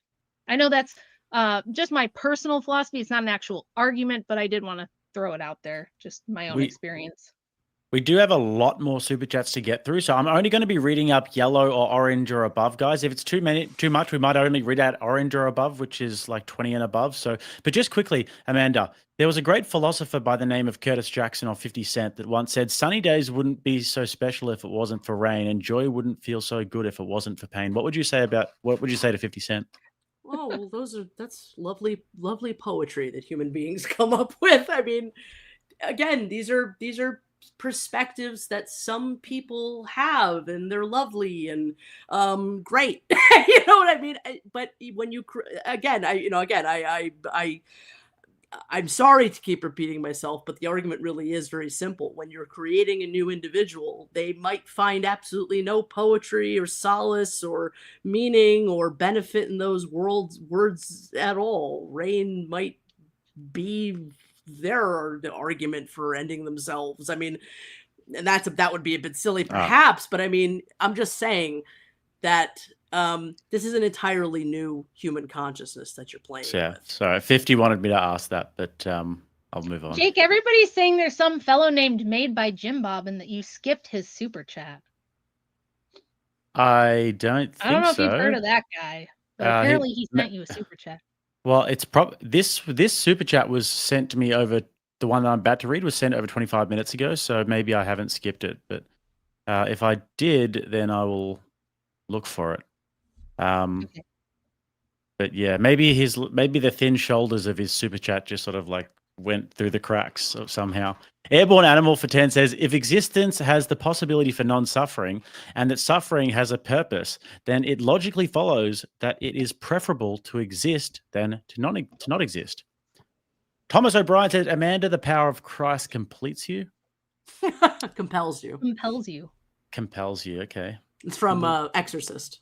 The power of Christ compels you. Oh, okay. Spudmeister says, who gets to say suffering is the singular pass/fail evaluation of good and bad? Rach, maybe you want to answer that one. Who gets to say that suffering is the singular pass or fail evaluation of good and bad? Yeah, I actually included that in my opening. I said there's no reason for us to accept this fundamental utilitarian idea that the only measurements worth looking at are suffering and pleasure. There's good arguments to look at vice and virtue instead, or to look at meaning and purpose instead. And there's not even a good, like, logical reason why suffering should be considered at all. We could easily, if we're going to be arbitrary, in other words, which I think I demonstrated that Amanda's worldview is somewhat arbitrary. If we're going to be arbitrary about it, we could just say, yeah, everybody has some suffering, so what? And I don't know that there's a good reason why we must, because there are beings that desperately want you to consider that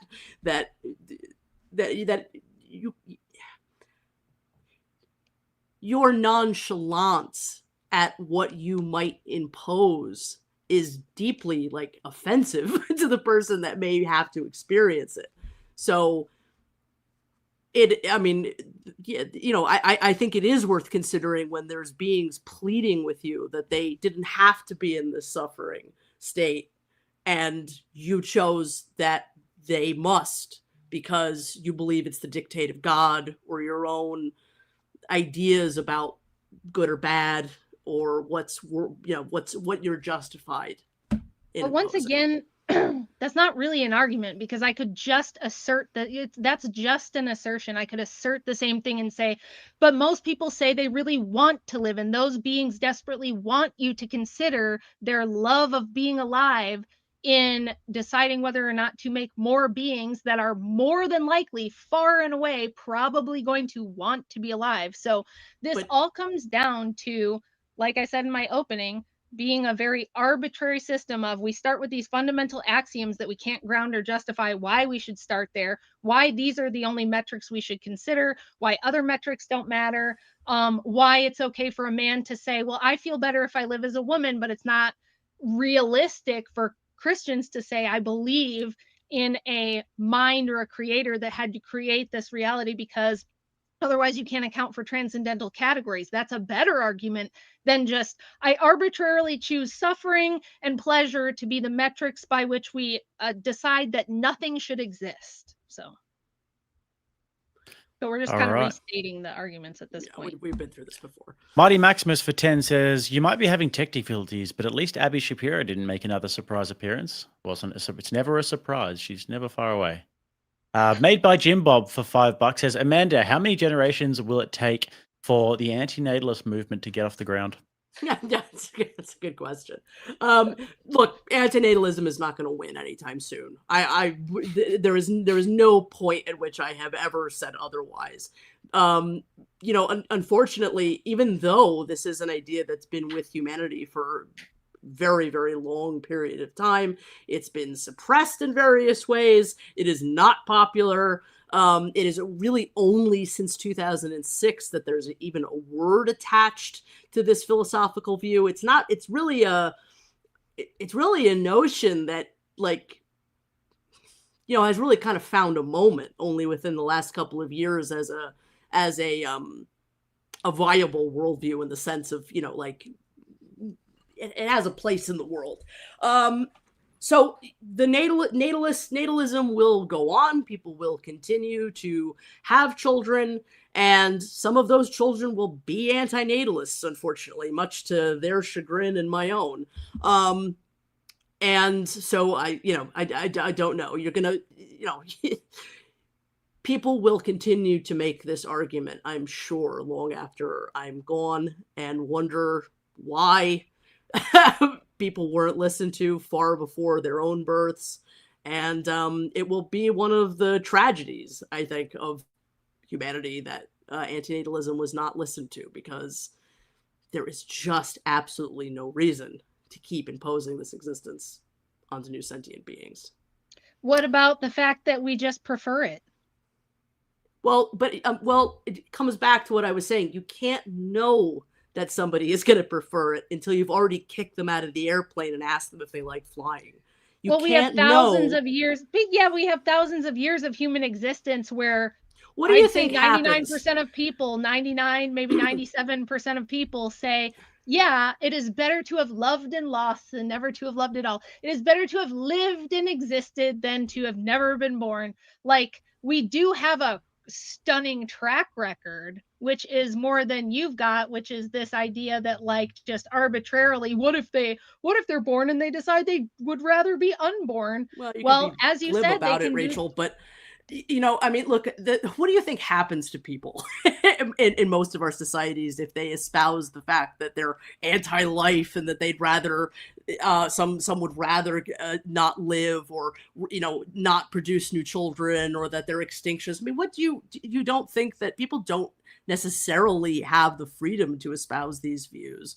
So I don't know that, you can say that people self-report as enjoying this existence that's been thrust upon them, but I don't really know to what degree people are espousing that with any kind of honesty, because there's not a whole lot of room for a different opinion. You can't say that you'd rather kill yourself like without getting without getting put on pills and all these other kinds of things. And there are circumstances where that might be the right answer. But I'm just saying that philosophies that take a more negative view of existence are typically not held high by either the rest of philosophy or the rest of life, because there is, I mean, it is achieving life. Well, here's another, you might find this interesting, because we talked about this a bit during the debate, but my mother is actually an antinatalist, like a staunch antinatalist, and told me and my sister, this was her actual words, no offense, but I really wish I never would have had either of you. Yet both of us, even my sister, who she's very opposite of me. She's not Christian. She tends more toward depression. She still says she prefers to exist. So yes, I suppose Christians could take this risk of having a child who decides that existence was a net negative for them and they wish it wouldn't have happened. But it can also be the case that antinatalists have children.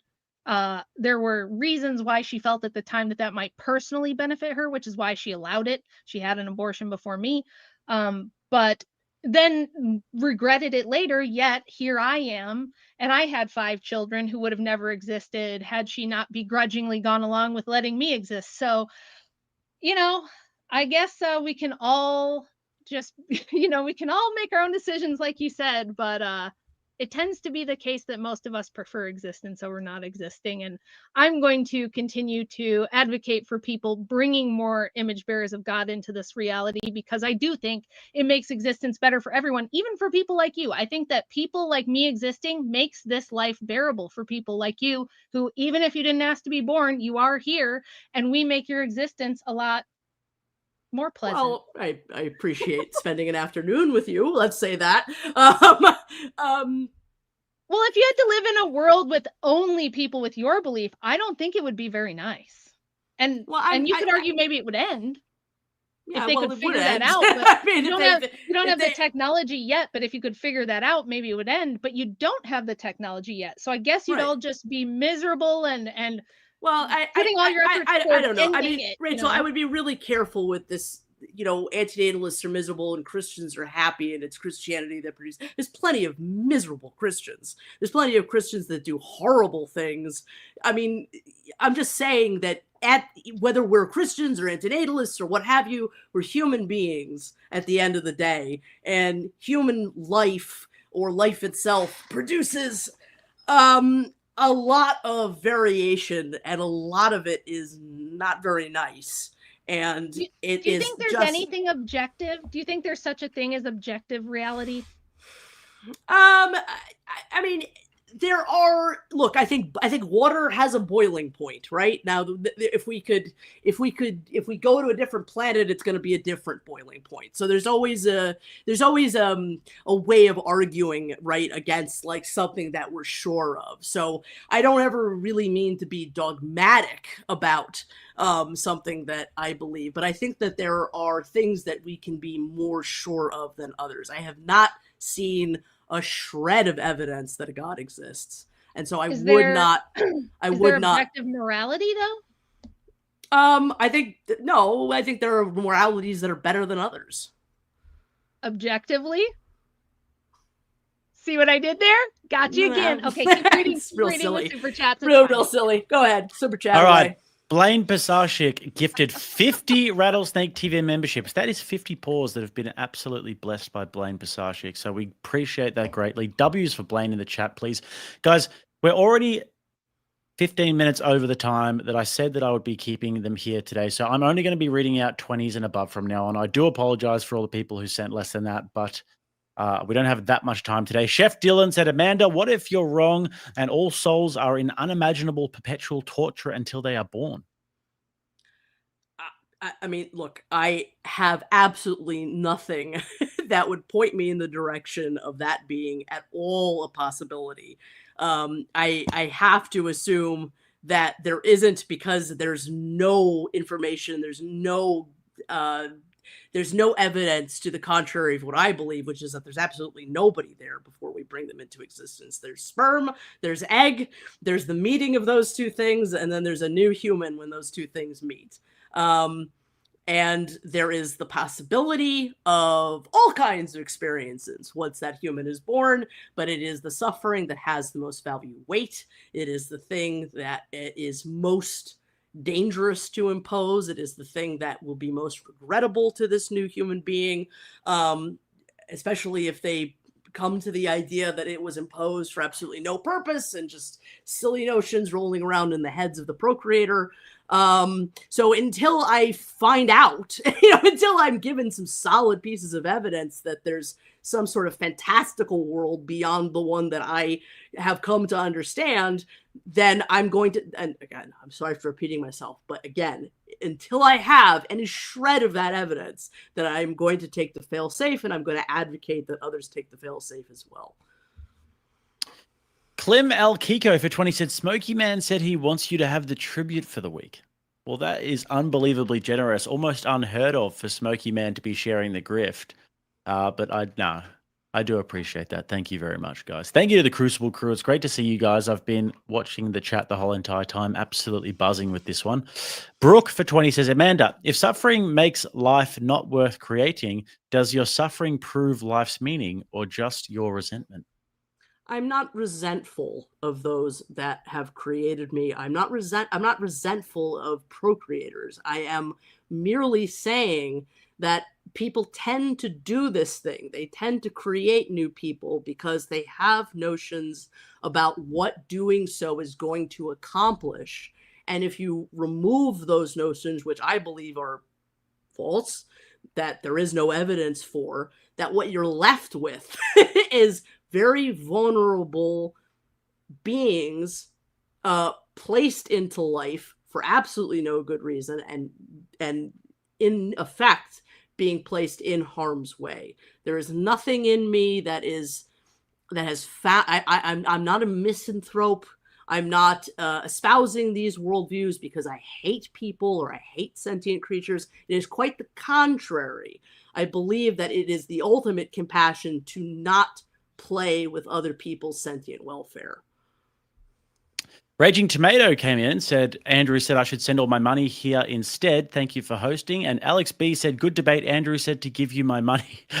No, all jokes aside, if there is one thing I can say about the Wilsons, they are extremely, unbelievably generous people. Last time I was in America, Rachel randomly booked my flight back home, which was like thousands, and then other things as well, which is just almost made me uncomfortable about how much they paid for me. But sorry to cause you suffering, Jake. I'm sorry to cause you discomfort. Yeah, it's okay. Okay. Without suffering, there is no joy, So Made by Jim Bob for 5 says, Amanda, if your life is enjoyable enough to not terminate now, why would you assume it's bad enough to not bring life into? Well, first of all, I think I've explained this well enough. I mean, I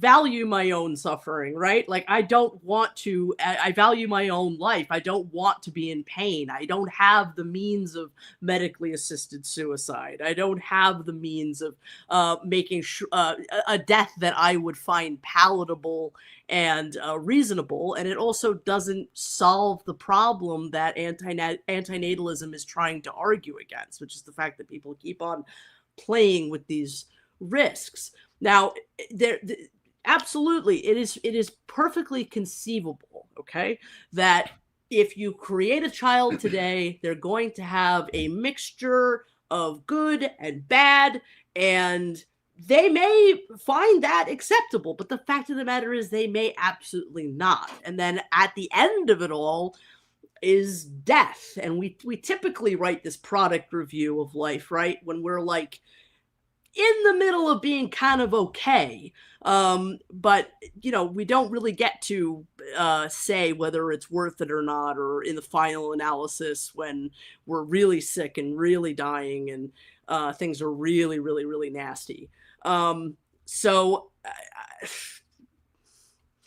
have you ever thought about going to Canada and checking out their, like, honest question, like, has it occurred to you that you would be interested in exploring the medically assisted option that they have in Canada, or do you find that your existence now is at some point I hope that everybody has access to that right. So I'm very well aware of MAID, I'm very well aware of Dignitas and all of these things, and I think that at some point every life is better off being able to choose their end for themselves. I really, really do. That is my firm belief. I think everybody should have access to medically assisted euthanasia.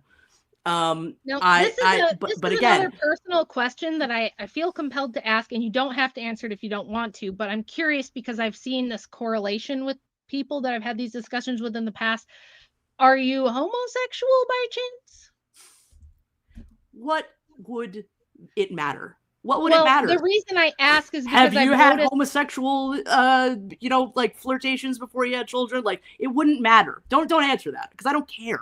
Okay. Well, I mean, you're bringing that up. You're being transgender. I mean, these are so besides the point of the conversation that we're trying to have. Which is why I said you don't have to answer. But the reason I asked is because I have seen a correlation where it's like, because I used to work in the like beauty fashion industry filled with homosexuals, and a lot of them were pretty antinatalist. Like when we got chatty, I would find that there was a streak of antinatalism among like the men in particular, but also the women. A lot of the women were like very anti-birth and anti-motherhood, and I never totally understood the connection, but I would just guess it has something to do with their lifestyle, not including fertility. So that's the only reason I asked. Well, they're probably what is called selective pronatalist rather than antinatalist.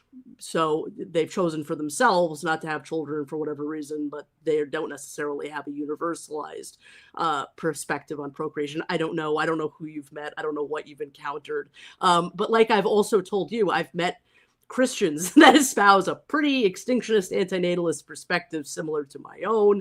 It's a worldview that anybody can come to, regardless. Well, I don't agree that you can be actually Christian. I think there's a lot of people who will, like Andrew was just debating John Fugel saying on Piers Morgan. He calls him. He'll say he's Christian when it fits, and then he'll say, "Well, I'm not really Christian" when it doesn't align. You know what I mean? So it's like self-claiming you're a Christian and then saying you're antinatalist. If you believe human beings are 31,000 flavors of Christianity, so. We can get into the weeds of that, but yeah. Well, we could easily quantify that at a bare minimum, the bar to entry would be if you are against one of the first commandment, which is to go forth and multiply. You're against the belief that human beings are image bearers of God, then you're not Christian. You're someone who uses the term and is not. So I don't really care. I don't really care who's a Christian or not. All right. 12 Bravo Plumber for 20 says they're both right. Rachel has 5 chances for her worldview to continue while Amanda's will end. I think this outcome is better for society. Philosophy is not genetic. You cannot protect your children from the rest of the world, no matter what you do. They are the world. People will be what they're intellectual beings. They're individuals. Antinatalism has been with humanity for an extraordinarily long time, just as long, actually far longer than Christianity has been. It certainly is, it doesn't promise some of the goodies that Christianity does, right? So it's going to be a lot less popular. I concede that point. But it's 5 chances at failure, unfortunately, too. So, and I think Rachel conceded that point. I don't think those are 5 chances worth taking. I agree. It's not guaranteed your children will adopt your worldview. In fact, like from a Christian perspective, if you are a very effective Christian apologist, the odds that the enemy are going to go after your children and try to turn them against Christianity is higher than if you weren't effective at that. That doesn't determine whether or not your children. The research shows that it tends to be more often that children adopt their parents' worldview, but it's certainly not a guarantee. That's true. But the best you can do is try your best to actually live your values, to do what we do, what Andrew and I do, and try to make the best case possible and hope that your kids do follow suit. But there's always a chance that they might not, I'm sure my mother is horrified. Well, I know that she's horrified. She thinks it's disgusting that I have 5 children. She thinks it's horrific. She wants nothing to do with them. And she is not Christian and doesn't like that either. So I'm sure that was disappointing for her. I'm sure she wishes I would have, adopted her view, although I don't know what the point of that would be, because she's just going to die alone, and that's that. Well, so. Unfortunately, plenty of people with lots of children also die alone. So it's not exactly an insurance plan for the rest of the end of life. It isn't, but the odds are much less. If you have 5 kids, the odds that at least a couple of them are going to love you and take care of you is way better than having either no children or having 2 and telling them both to get lost. Well, so I think end of life care, elderly care. I mean, I think antinatalism does bring up the fact that society really should take this more seriously. That people should not be having children for that reason, that there needs to be more societal safety rails in place for the fact that we do age, we do die, we do get sick. I think that if you don't think life is worth continuing, that you have absolutely no entitlement for anyone to take care of you in your elder years. I think if you want to hire someone and they feel like the payment is worth it, or somebody wants to, that's fine. But I don't think you're entitled to your elder years. Somebody who doesn't have children who might be anti-life still nonetheless is somebody deserving of empathy, right? If I was to draw a line of what is a Christian and what is not a Christian, right? Like, as we were just talking about, the not siding with empathy, I cannot understand. Well, I cannot understand this new form of Christian that is not empathetic. Well, that's not true. First of all, empathy is a nonsense term. It's made up. It's not real. It's baloney. This idea that we have to feel what everyone's feeling. Blah, blah, blah, blah. No, but we can acknowledge they're human beings and that they suffer. There is such a thing as, just because I said you're not entitled. So my mother's not entitled to anyone to take care of her into her old age. That doesn't mean I'm not going to do it anyway. That doesn't mean that I won't treat people who absolutely don't deserve my charity with charity. I do it all the time. Yeah. So I wasn't saying they won't get it. I'm just saying they shouldn't expect it. I don't think that we, as people who prefer natalist policies, should create guardrails for those who think that life shouldn't exist. I don't know. I feel like that's up to you. I think that's when personal responsibility comes into play, and you should probably make your own plans. Well, I think that even if you're somebody who's I think that everybody should get equal legal representation. I think that everybody should get equal end of life care. It doesn't matter what you believe. That's just all right, guys. Faria1 for 20 says, Amanda said before that she doesn't want anyone to come to harm, but then might I ask, even though the answer is obvious, do you consider the preborn human when you say that you wish no harm, or do you think that abortion is harmful? Look, I believe that I do believe that the woman should have the right to terminate a pregnancy at their choosing, no questions asked. Do I believe that and I just want to say this again, antinatalists, not a monolith on this subject at all. So David Benatar would say that, and I always forget where he draws the distinction line, but he says that, like, if there's a heartbeat or after a certain number of weeks, that, anytime before that, abortion is more than justified. It should be an obligation, but after that point, well, the human has some sort of interest in staying alive, and so doesn't mean we should never do it. But there's other antinatalist philosophers like Julio Cabrera who think that it is always a manipulation of the unborn, and always unethical to cause an abortion. So again, there's a huge spectrum of belief. My co-author to my book, Mati Haira, and I are relatively on the same page that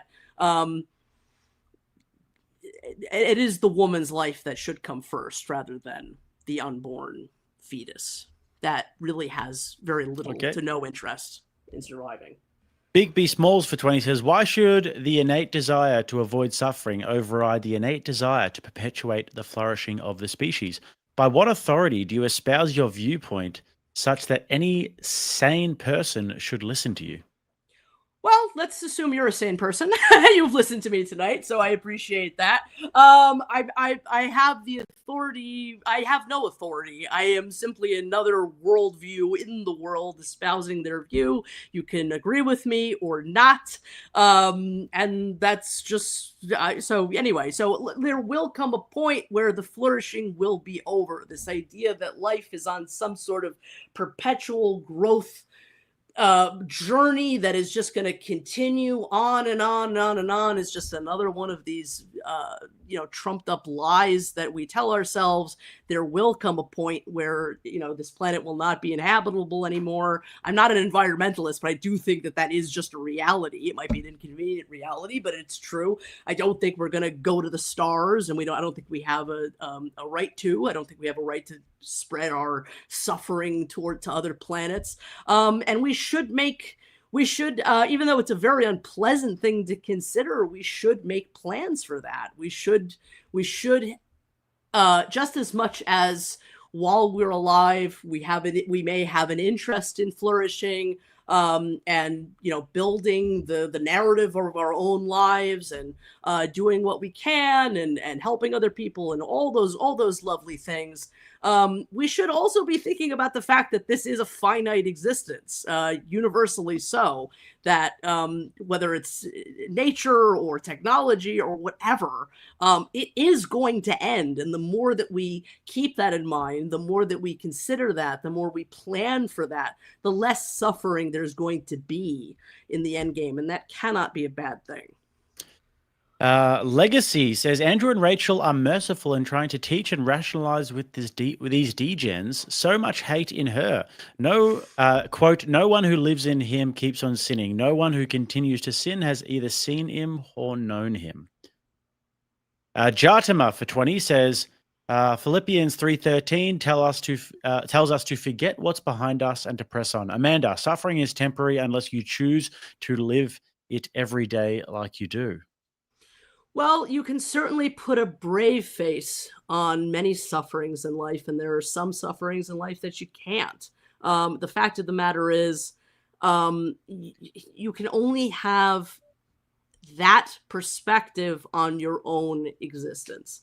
When it comes to the existence of an entirely new human being, it's an entirely different ballgame, and they're not really necessarily doing it wrong. They are a different kind of consciousness than your own, with different lines in the sand to where they're suffering and where their joy is. And the only way to really respect that is to not impose on them in the first place. Just Gerald comes in for 20 and says, after watching this debate, I'm having 12 kids. I think 12 more little mini Just Geralds would be absolutely fantastic. So go right ahead. Airborne Animal for 20 says, people do not create life. Life is not a given. God or nature creates life. Who are you to decide that God or nature is wrong? Who is actually standing in the place of God or nature? It's a good that one. question. All I know is that when things suffer, it's an ouch, ouch, ouch situation. It's not a positive. There are lots of sufferings on this planet that we do not grow from, that destroy us. I don't believe that there's a God, and nature is absolutely, just like everything else, perfectly, human beings are perfectly capable and justified in critiquing nature. It is not beyond our judgment. Just quickly, we have got the poll up in the chat, guys. We've got 770 votes in the poll in the chat. It would be cool if we could get the poll up to 1,000 votes. So if you're watching and you haven't voted in the poll, which is in the chat, about who made more convincing arguments, go and get your vote in.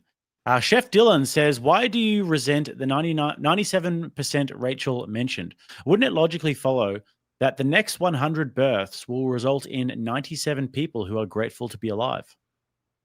I think that I cannot justify the existence of one miserable life. I mean, so, this is an argument that we make in our book, and we sort of build an argument around the Ursula K. Le Guin story, The One Who Walks Away from Omaha. So you have a perfect, wonderful utopian town in which everything is fantastic and everybody has what they need, and everything is just marvelous, except that in the basement, you have this one child who lives in filth and misery and horror, and that is the price being paid for all of this joy. And I can't justify the existence of the one child in the basement for everybody else's happiness. How can you be happy when your happiness is coming at the cost of somebody else's misery? That is not happiness worth having. Retrios for 50. Thank you for the big 50. I appreciate that. Retrio says, thank you, ladies, for the great debate. I would second that. It was a fantastic debate. Thank you for hosting, Jake. Andrew, sorry it had to go for the grift. Solo Ones comes in and says, Amanda, you want to press everyone's button, but Rachel suggests maybe for the good of everyone, we should push your button. You cry foul. Please explain. Well, what? That I'm telling you not to create new people and I'm crying foul because... I think it was more about the red button, that you said you would push the red button. And well, again, I look, I think philosophy, if certain philosophical arguments are, they're a little bit more on the difficult. Again, when I make that argument, I am making it from the argument for a much wider perspective than just human procreation. I'm making it in terms of what it's called the sentiocentric argument. So if you believe that all life is worthy of or should no longer exist, then that's an argument that kind of can come into play to make a certain point. And I realize it's an argument that really upsets people and sounds very aggressive, but it's not a prescription. And first of all, there's nothing that exists like that. So I'm pushing phantom, red buttons in space that have absolutely no meaning other than for the purpose of a philosophical debate. And what Rachel said was, well, why don't we target these people? I didn't say that. Well, how else could it possibly be interpreted? Hey, if we're going to do philosophy, we have to be specific. These things matter a lot. So, yeah. I mean, I did ask you the question of if your continued existence is going to mean more suffering for you and potentially more suffering for others, since it is within your control, don't you have an obligation to end that suffering? And you didn't give me like a really good answer on that. So maybe you could give me an answer on that. Well, I've answered that question many, many times during this debate. First of all, I don't have the means of doing something about my own individual existence. It would not solve the problem of the argument that I'm making at all. It was, what do you mean? It was somebody else's decision for me to exist. Once we exist, we have all kinds of addictions and attachments to the world. It's not easy to divorce yourself from the world once you exist. But ease is not an argument. Saying it might be hard isn't an argument. Like a lot of times the moral thing to do isn't easy. So I'm saying if you truly believe this is the moral thing to do, you could go to Canada and sign up for MAID. But that's not the way it works. So I make the argument for everybody to have access to it. So I will use my time that has been forced upon me to make the argument so that in effect, hopefully in the future, people have the choice to make that decision. But in the meantime, there's all kinds of reasons why. I mean, I'm making your argument for you, right? Like, but once people have been imposed upon, they have an interest in continuing to live. Even if they have an anti-life perspective, there's all kinds of reasons why that might be not only a very difficult, inaccessible thing to do, but that their lives may have utility. There might to try to argue for less suffering for future sentient beings. Your people of like minds will continue to produce more people. And so I have a responsibility as somebody with my perspective to argue for those voiceless. So it's okay for you to impose your worldview, but it's not okay to impose my worldview. And you strongly believe that yours is the moral one, but you're going to pussy out of actually defending it or acting on it. I promise you that if I am able to get access eventually to medically assisted suicide, that I will end my own life. Does that make you happy? No. Okay. But at least, what do you want me to say? Consistent. At least it's more consistent with your argument. Well, in the meantime, you are going to do you are advocating that people continue to create lives that will be in need of suicide. No one's life is in need of that. Absolutely yes, they no are. one. Yes, no, they you are. might Why do you want think it. MAID exists? You might prefer it. You don't need it. Why do you think the case that you MAID need it? Well, do you believe that the terminally ill should suffer in it for an indefinite period of time, or do you believe that they are in need of a better end than a natural end? Do you believe that people should be afforded the dignity of a medical end? Do you believe, like, if you needed your appendix taken out, should you have access to what's it called? Sorry, I'm like blanking now. after almost 3 hours, like treatment to treatment. I mean, it's the same logic. I mean, people are in need of if people are in a circumstance in their life where they want to exit, then they are in need of it. Of course they are. So your fundamental issue comes down to word concept fallacies. Things like you use a lot of philosophical terms without being semantic enough about what they actually mean to be accurate enough to get to the right conclusion. So when you say people are in need of that, no. You cannot demonstrate there's an actual need. You can demonstrate there's a preference. You can say they might prefer this. That's not the same thing as a need. Okay, it's not the same type of need as food and water. But yeah, it's a need. I mean, if you're suffering horribly and it's something that you wish to have access to, then you are in need, and you either have that access or you don't. No, you're in want. That's something you want. That's not something you need. And these are the this is the same semantic shit that you're accusing me of. No, I'm demonstrating to you that you have, in order to do philosophy, and this applies to theology too. This is how people get a lot of theology wrong. Word concept fallacies, not understanding grammar, not understanding distinctions between terms, and then what those things mean can really mess up your logic, and you do end up in contradictions and being incoherent, which is what's happened to you throughout this whole debate. And that's why you just say, I can't make a better argument. I just need to reassert what I think. I've made a perfectly sound argument. I made an argument that you don't agree with. I demonstrated that it was not sound, and you just demonstrated that and continue to reassert we can do this back. All right, I'm going to go for some more. There's a couple more. I think you're incoherent. You think I'm incoherent. There's two more to read here, and then unless another one comes through. So X says for 20, I'm unable to have a child. My heart and soul hurts. That's evidence to me that having a children is biologically, genetically encoded in us by God or by the Big Bang. Whatever floats your boat. W. Rachel from the Night Shift. And XD says Can I answer that real quick? Yep. There is so much life here already that needs you. And I'm not in any way saying that you're suffering from not being able to have this thing that you want or need is irrational, or your pain is real, and I'm very sorry that that circumstance is causing you that agony. But please know that there are so many children and adults and animals. There is so much life here that is going without, that desperately needs you, that could really benefit from you turning your pain into not having this very specific kind of life come into your own, and